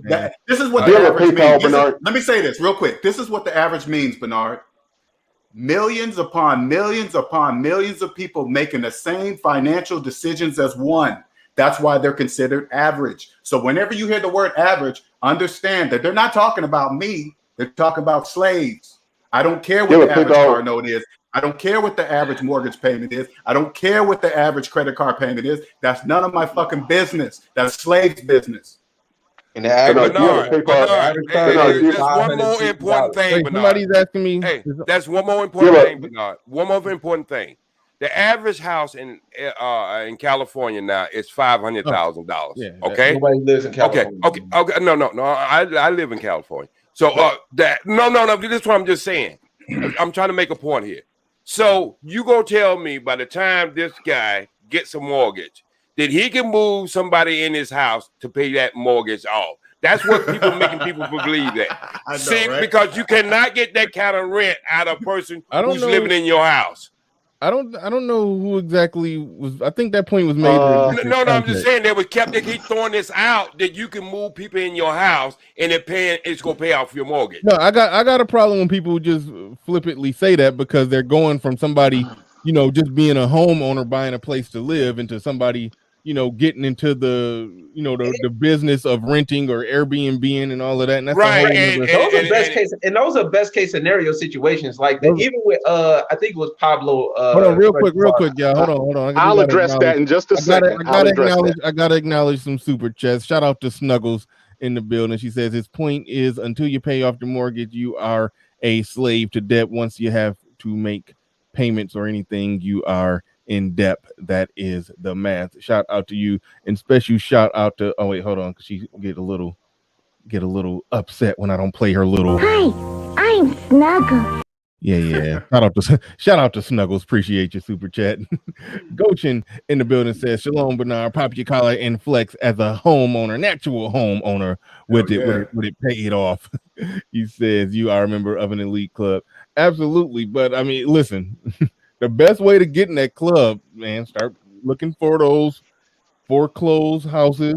That houses, and somebody asked in the chat. I think it was Shaka Tax Nulu lien. asked, "Was it a HUD house?" Yes, it was. Absolutely. Yeah, you buy your house from some slaves with cash. So let me respond to the person that said real quick, shout out, real quick, special shout out to Goshen. Appreciate the $100 super chat. He always come through heavy handed with the super chats. Wes M in the building said, "I bought my house in 2019. The house was foreclosure. Bought it for $225K. We put in $25K fixing it up." Man, that's a foreign language out here where I'm at. $225K house that need fixing up. Like, what the hell? Anyway, he said the city came in for an assessment. They say it's worth $360K. I haven't been in this house. I said I haven't been in this house for over a year yet. Damn. That's called slave splaining. That makes absolutely no sense what he's saying there. Yeah, slave can. It makes perfect sense. I can tell you. Let me tell. So you guys can listen. So I can tell you. He says, "I bought a house in 2019. Finance. The house was a foreclosure, but I bought it for $225,000. But I put $25,000 down on it. You didn't buy it then. If you put $25,000, you didn't buy the house. To fix it up. He put 25,000. Bernard, would you? Oh, okay. Bernard, okay. If he paid listen. If he paid cash, everything's correct. Yeah. No, he didn't pay cash. No, I think he's saying he financed a house for $225K, and then it's he all put wrong. 25K. Then it doesn't exist. Then he put 25K cash into fixing up. Yeah, you can stop right there, Bernard. After the word finance, don't worry about the rest. Don't worry about the rest. Bernard, would you do that kindness? What's happening? Damn. Go ahead. What's going on, General? I forgot you was down there. I know a lot of people was trying to get in, but that's okay. What's happening? You got to go to General. What's up, family? Shout out to the panel. Hey, listen to the brother with this obfuscated mathematics that he's using. Okay, so my question to you is real quick. You said that you were in a career for over 20 years, correct? Correct. Okay. So my point is, if you had started buying your home when you started working your job 20 plus years ago, then I don't know when you quit your job, chances are you'd already be debt free of a mortgage. So my question is, why did you not start buying your home when you started working your job 20 plus years ago? Because I was a slave and I didn't. See, this is all bullshit. And this. Wait, no. It has nothing to do with being a fucking slave. And I don't. No, you asked about me. You asked about me. It has nothing. You asked about me. Yeah, but I'm not. Yeah, I did. Hold on. Stop. Okay. Please. I've been listening to you the whole time. Okay. If you do things the proper way, you worked a career for 20 plus years. If you do the math and you take a 30-year mortgage out, by the time you were retired, you'd only owe your mortgage for another 10 years or so. Right? Right? I guess I'm just listening to your now story. Instead, so now instead of that, you're saying, well, I sold everything off. Everything I had invested into my home and all this other stuff, I sold all of that stuff off and I moved in with my sister. But now I'm renting somewhere. So here's the next point that I want to make to you. You are a slave, sir, because you are in debt to the person that you're renting from, and they're the ones who are debt free. They're the ones who are using your exact ideology because you are now paying them for somewhere to live. It doesn't make sense. He's not in debt to when them. You could have stayed in your home that you. I'm not in debt to them. What do you keep saying? He owes them the rent that he has to pay to live there every month. Stop, man. Y'all cut it out. Oh, I see what you're saying, the general. Rent is not debt. Okay, that's what you're doing. You're mixing up those two. Rent is not debt. Rent's not debt. You have to live somewhere. The very definition of a debt is something that is owed to someone else. That's the very definition of it. Period. Yeah, I don't. Now we want to have the semantics will work. Now we want to have. I don't owe him. I don't owe him rent. I pay him for a service. That's a difference. Okay. Oh my goodness. It's still Lord a have debt. mercy. Okay, all right. Now you want to play semantics. So my point No, is, I let's go don't. back. No, I don't. So let's go back for just a moment. So I own a couple of pieces of property, right? Mortgage? You got Right? mortgages I'm on them? in the AD club. Mortgages? Do you have I only have mortgages? one mortgage. So No, you I only have own one property. One is paid for. Now, Okay, one's paid for. Okay. stop, sir, and listen. So over the course of the next 7 years, I will have paid for the second mortgage, which will make me debt free. Now, I am mortgage free, should I say, because I like cars and other shit, right? So now what will happen is those mortgages, because that's what we're talking about, those mortgages will go away. One place is renting out, and this is the smart part. The place that I'm renting out to someone like you, right? That's To my business. renter, That's business. I'm not We'll talking pay about off business. his debt. We're talking I'm We'll about not pay off talking his about other debt. business. I'm not talking We'll about pay off his business. other debt. Stop. See, You're talking because about what you're business. doing is You're talking about what you're business. doing I'm is not talking about business I'm not yet. talking about business. I'm talking about your You just very said rent. mathematics, You sir. just said What you're rent. doing, That's what you're, business. That's business. sir. Okay, we got it. Yes, Business. sir. Yes, All sir. right, I whatever don't you want want to you to call it. cross over. I don't All want you right, to now cross over from personal at debt the to end of the business day, debt. I want to keep you I'm not clear. crossing Keep over. you clear. I'm not crossing, sir. I'm not crossing over anything. I'm simply trying to understand. Make me understand Yes, why sir. when you worked a job for 20 years and you had acquired a home, I'm assuming you started I buying a already home, answered you. you I had a already answered that car and question. other I things. already answered that question. Okay. I was an So unconscious you had slave. paid all that. I was a slave. That's why I didn't do it. That's why So I don't have a paid off house no, today, because I was a why not? slave. I don't think that Would people you are gentlemen, asking them So the right why not? question. would I you, don't would you I don't think gentlemen that y'all excuse are me just, asking them. I Why don't think not that y'all would go? you gentlemen Why excuse not? me just for a second? Why Excuse me not just for a go the second. distance? You got it. So Excuse me just for a second. Because I'm getting triggered by this conversation at this point. Bernard, would you please drop your PayPal link in the chat, because I definitely want to support your show today. Okay, would you do that for me? Do you Cash App? I don't have my phone that I Cash App on today. I do have. You don't have PayPal? I got a PayPal, but it's like personal. I don't necessarily. Oh, okay. I don't mix and Okay. mingle it with I got you. I got you. Say less. I'll see if I can get my phone to PayPal to Cash App you, so I can Cash App you. Thank you so much, Yeah. Bernard. Hey, Bernard, before we go any further. Yeah, thank you. I appreciate it. Bernard, before we go any This further, let me doesn't just put make this sense in, to because me. wait a minute, gentlemen, because I know you go in on him. Hey, Bernard, before we go any further, all right, I am one of the I guess get the angry person when you start using the N word, the S word, and all that. But let's look at this, Bernard. Anybody who owns a home computer has a master and a slave inside of it.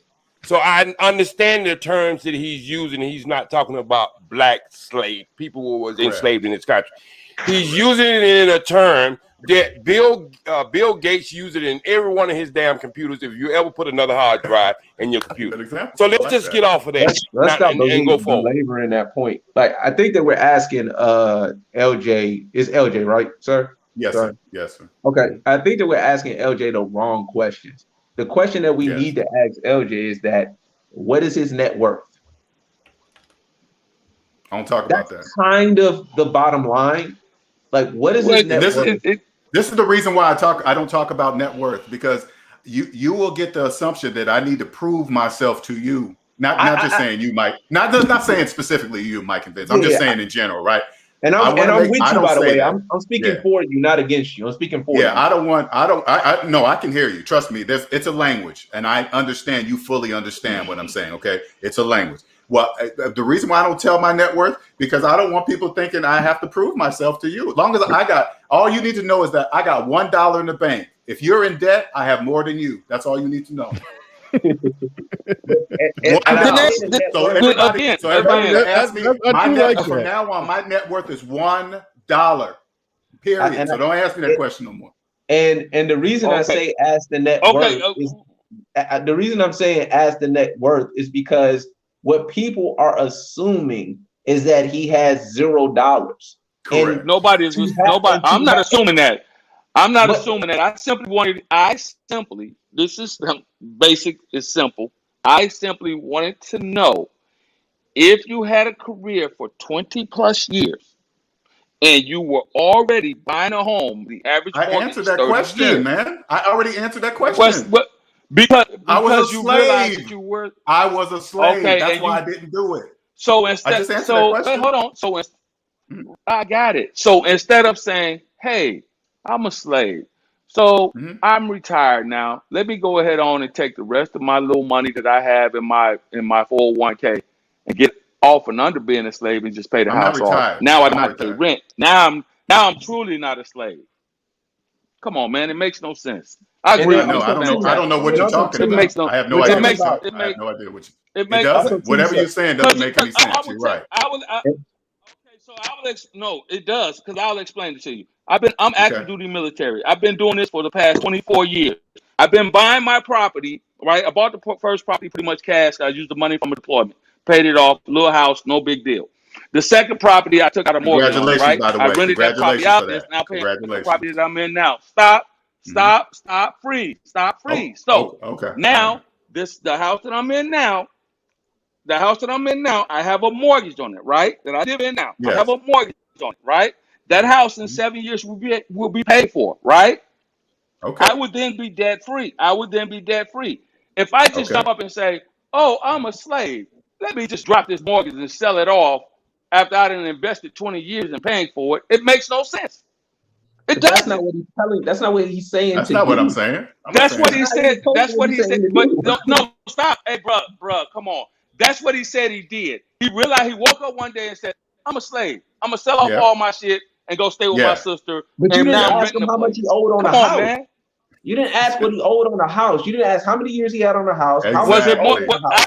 That's not. But because the reason why I didn't ask that question because every time someone asks the brother a pointed question, he says, "Oh, I'm not gonna say No, that. I'm just not about gonna." my net worth. The only question If it I was a don't home, answer is my net worth. That's it. And I never want you to answer that question, by the way. I You would never never have to answer answer it. that question. All slaves need to all right, know is I got man. $1 This in my net worth.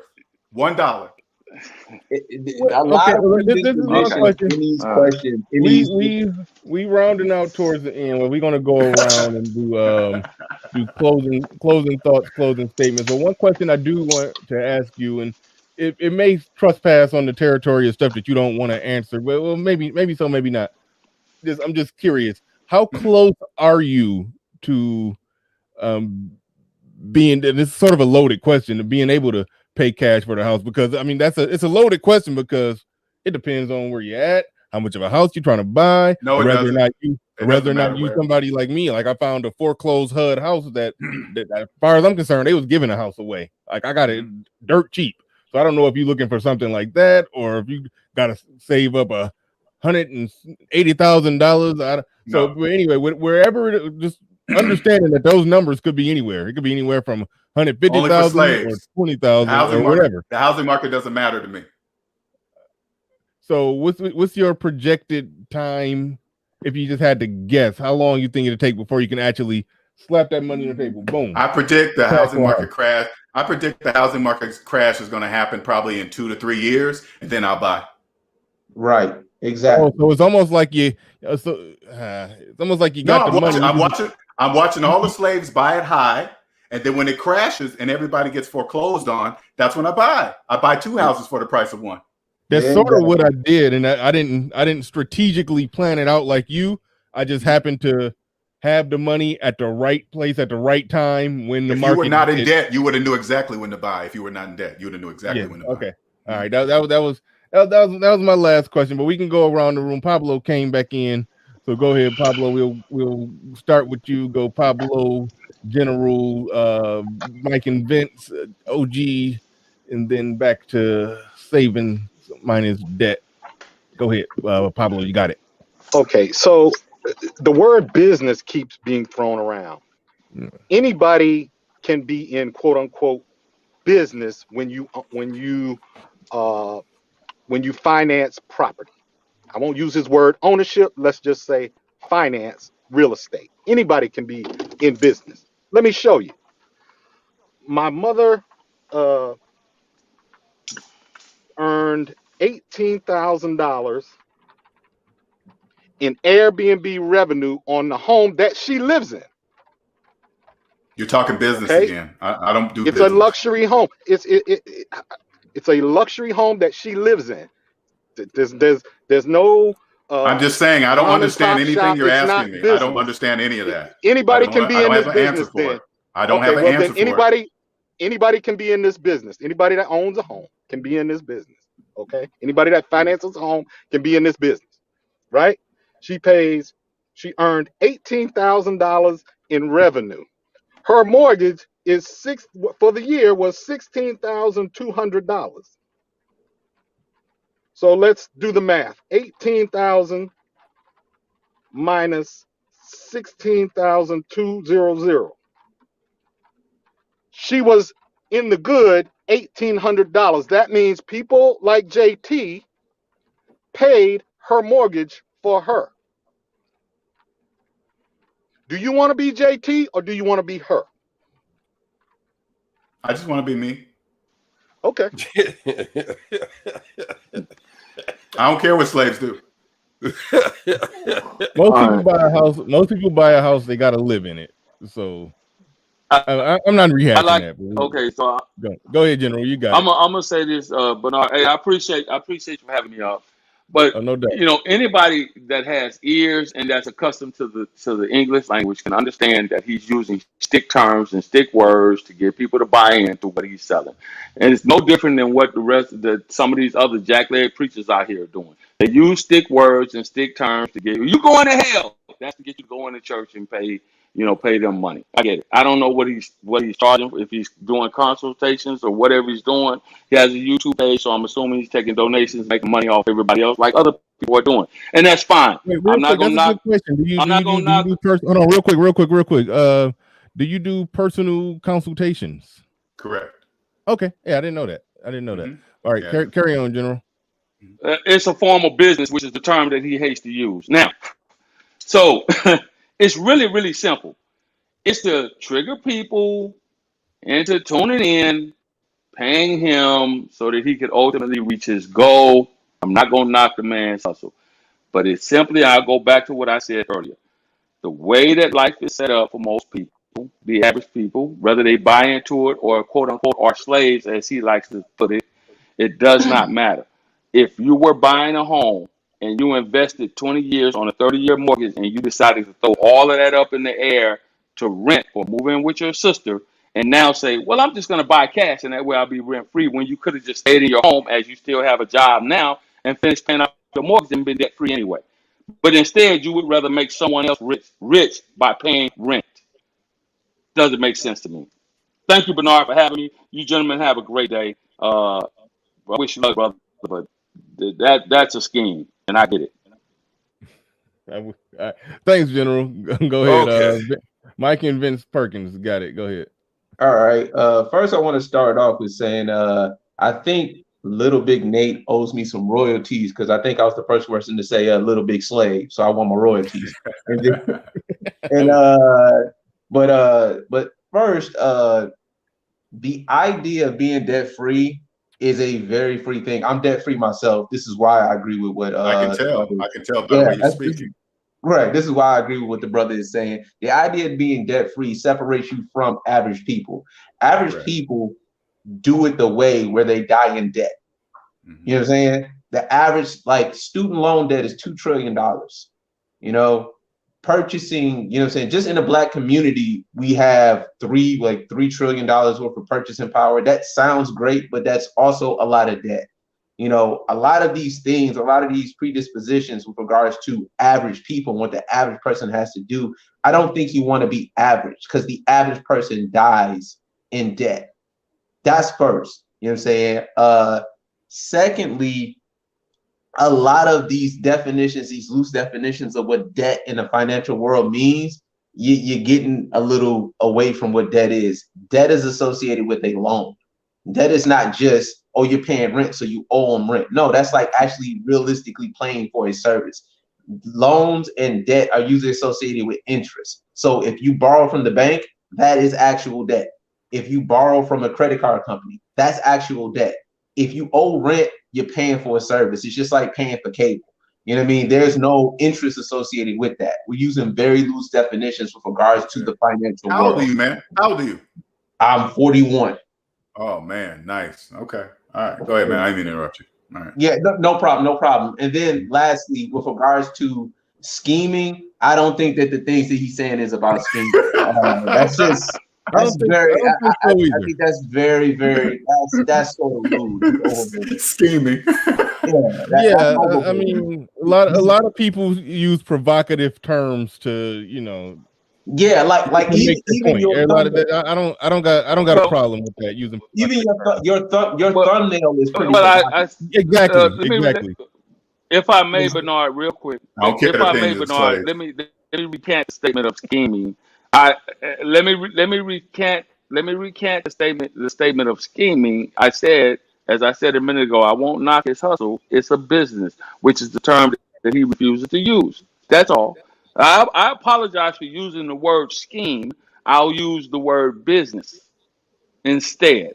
Does that make it sound better? Honestly, and as far as man, that is concerned, I don't care. and to the young, say that. and I don't really care. I know you don't, but that's fine. Okay. To the young brother who's the banker, right? Real quick, and I'm gonna get out y'all way. I'm gonna go ahead on and sign off. Real quick, young brother. Do you know that when you renting on average is way higher than it is to purchase a home? In Texas, for example, I'm going to stop you there. No. That's not true. That's not true. You can't stop me here. Hey, wait. No, I want to hear it. It is true. Let the gentleman finish. I'm curious. Go ahead. It's definitely true in the Atlanta market. So, all right. I want to hear this. I'm really ready to hear this. Go ahead. Where I'm from, that is literally true across the board. I'm yet to. Okay. I'm yet to see a monthly payment. Bernard. I think LJ is talking about the total amount of debt, and that's why I think that's why he's laughing at us. But Bernard, you are a homeowner. Stop saying shit like that, please, sir. Please, sir. Please. We're from the same place, and that's not true. Please, Bernard. We're from the same place. That's not true. Are you okay? Well, no, I don't know if we're from. I'm not in Detroit. So you're telling me? Not in Detroit. You're from Michigan. You're from Michigan.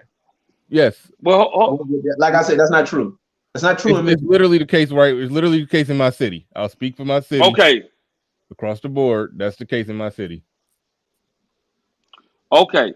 So you mean to tell me that to rent a 3-bedroom home or to rent a 3-bedroom apartment is $1,295 in the area where I am now, and if you go up to Austin, which is 38 minutes away, that can be as much as $1,600 to $1,800 a month, right? But you could buy that same property, right, for less than $1,100 a month. So why pay $1,600 to rent somewhere when you can buy for $1,100? Makes no sense at all. Sir, General, none. The predisposition is that there is no maintenance to be done on the house. The predisposition is that nothing happens. If anything happens in the house, it's the owner's responsibility if you're renting. If something happens in the house, it's your responsibility. Your predisposition is that everything happens perfectly. Again, okay, I understand that. I understand the whole if something happens, if and all of that. This is why you have other things to cover you. Plus, if you're doing things the proper way with your home, you're going to get tax breaks. You're going to get a return on your income tax and all of this stuff. You can use it as a tax write-off. You can use your home as a tax write-off. Okay. Also, in addition to that, that money that you spend in rent, that $1,600 a month that you spend in rent, at the end of the year, you get none of that back. You can't write that off. Also, in some cases, you may be able to. Talking about wait, hold on. Hold on. You're also building equity. That is true. I'm gonna give it back to you. All right, go ahead. My fault. I'm gonna give it back to you. I just wanted to make that point because the rent. Do what you will. All right, go ahead, brother. Go ahead, Vince. I'm Mike of Mike and Vince, by the way. I'm the Mike of Mike and Vince. Oh, I'm sorry, Mike. Yeah, but the predisposition with rent always kills me. It's a false narrative. You're renting the place, but what you're also doing is ensuring that if something happens in the house, you don't have to do anything.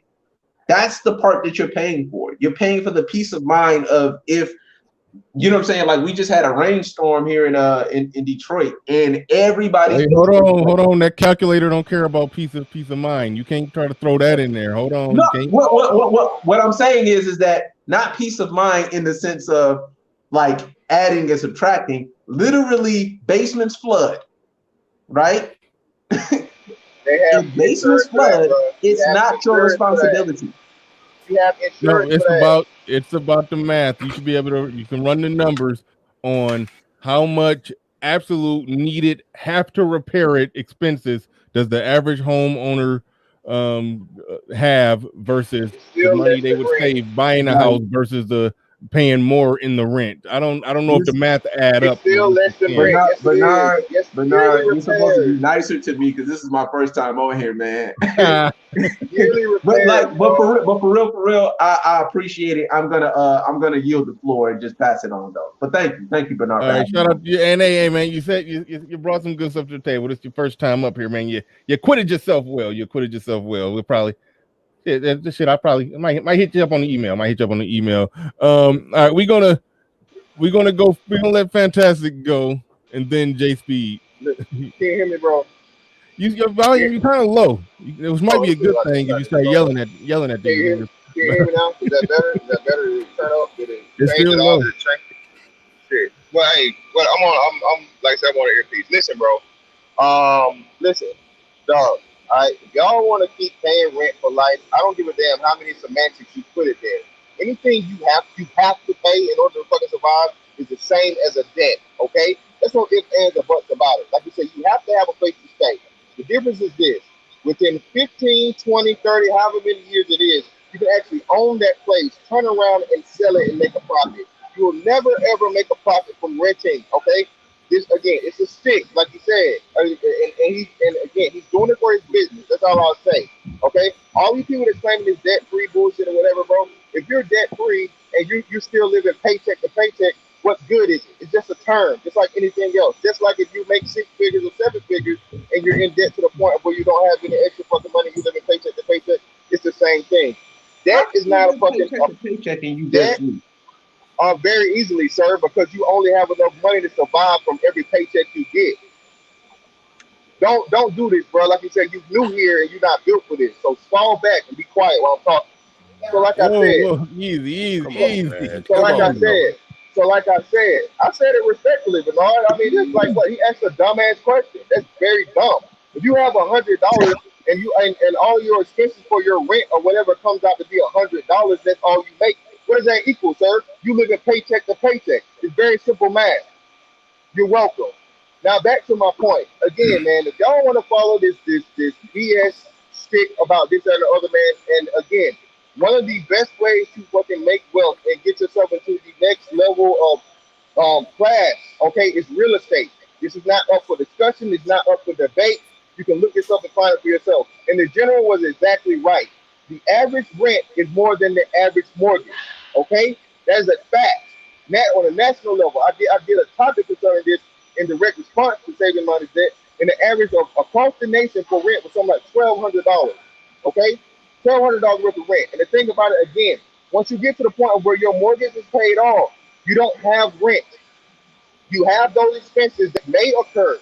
They're not guaranteed to occur. Your roof is not going to cave in every year, sir. Okay, your basement is not going to flood every year, sir. Okay, you're going to have your property taxes and whatever the repair expenses are of your house for the rest of the time you own that property, which I guarantee you is going to be less than the rent you are paying on average, somewhere around $1,100 to $1,200 a year. Okay, so with saving money debt, the house here and talk this again. You don't have to disclose his net worth. I can tell you this: there are foreclosures and tax liens every day, B. He's very irresponsible by being a renter and parading and promoting and bragging about his being debt free. Why does he not have a property? Okay, why does he not have a property? That's the I can't take advice. I can't take advice from somebody that's being a slave to a slave, because remember, the slave more likely than not is somebody that had paid a mortgage at some point in time, and now they're using you to either pay their mortgage, continue paying the mortgage, or they're making revenue off of you. Why? Because they own the property outright. So again, man, try to save him out his debt, bro. He's staying strong and holding on to this bullshit rhetoric he's giving y'all. And hey, man, if you want to be a slave and renting, because again, anything you have to pay is the same as a debt. All right, y'all got it.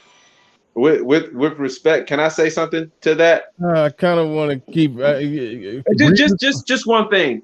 He's not. He's the brother's not advocating renting for the rest of your life. He's advocating owning the home. No, they always think that. They always think that. What they're doing is expressing their own feelings inside. They think renting for it. It's just slave explaining. He's just slave explaining. I just listen. They just do. All right, shout out to CJ NBM. I got your email. I'll be getting back with you on that. He says mortgage is more than rent overall. I disagree with that one. You're responsible for 100% of the maintenance of the property. You're responsible for 100% maintenance and property taxes. Plus, you're likely in a 30-year. Now, this is a key point that's a factor in the equation when it comes to buying that house, on financing that house. I'll say. He said, plus, you're likely in a 30-year agreement and are spending the first third paying interest only. That is an important factor in the equation. Now that's where the interesting part of the conversation is for me, because that's the reason to try hard as you can to figure out if it's a way to pay cash for a house and not get caught up doing that. Because like I said, $150,000 house with all the interest and all that and everything, you ended up paying, well over $300,000 for it if you survive, if you go those full 30 years, which a lot of people end up not doing. They end up financing, and that's where people get into making a mistake. But there's a right way to do it, and that's the nuance that we end up talking past a lot in this whole thing. But shout out to CJ NBM. Go ahead, OG Speed. You got the floor. You got the mic. And I'm not going to get no pushback or resistance. Yeah, y'all about to go ahead. Go ahead and get it. Go ahead and get it. I do think there is common ground here. Just people got disagreements about the paying rent while saving money to pay cash for a house. Some people, like myself, think that in that case you might as well be paying a mortgage while and putting any of that savings that you would be saving, throwing that on the principal of the mortgage, and then you own it. But then that's the debate. But anyway. Go ahead, J Speed, you got it. And then when savings minus debt, LJ gonna take us home after this one. But go ahead, J Speed. Okay, it made it very simple for me because I'm just an old fool, and anybody who don't believe that I'm an old fool, you can just look up on the 10 Commandments. You'll see that I sculpted it out with my little name in the corner. But I found out this a long time ago when I converted to Islam about interest. As a Muslim, we can't charge interest on anything because it just makes sense. One thing I can say for my life, all my life, I've seen people make bad financial decisions. I had a friend who just had to have that big screen TV. And this is how I can make his, I guess, I'm not speaking for him, but I think it makes it easy for me to make my point. She wanted this big screen TV when it first came out. I think it was about like in the 2000s or around there. She paid $4,900 for that big screen TV. And she not only did she pay for it, she didn't pay for it outright cash. She got it on credit. All right. What happened to that is I had a little small TV. Probably one of the first one they ever made, Curtis Matthews. Still had tubes and shit in it. I waited about 10 years and got the same damn TV that she got for damn almost $300-something. You see what I'm saying? So what I get from what he's saying is he's not saying that you shouldn't go out there and try to own a home. But what he's saying is you should take the best strategy to do that. And the best strategy to do that is let all these clowns that I won't call slave anymore because it seems like it's making a lot of people upset. But I understand where he's coming from. let all these clowns go out there and pay all these high mortgages for 30-something years, buy all these inflated goddamn properties, and then lose them where he's paying pennies on a dollar because he was able to rent and save money. Now think about this: when you throw that rent in there, and when you throw that throw that in, I got a mortgage. Well, yeah, you can sell that home and you can make some money over, but you total time you did it, you was in debt. What he's saying is you're not even calculating the money that you put into that house, repair, mortgage, and everything else, the value of that house, which is much cheaper now. And by the time you finish, he's still going to be on top of you in finance. That's what I get from it. Y'all have a good day. A lot of shit always go over my head on Bernard Rally's channel because just like I say, I'm not that damn smart. But this one right here, I get it because he used simple math. Correct. Y'all have a beautiful day and an amazing week. All right. Well said. Well said. Appreciate you. Appreciate well you. Said. Well said.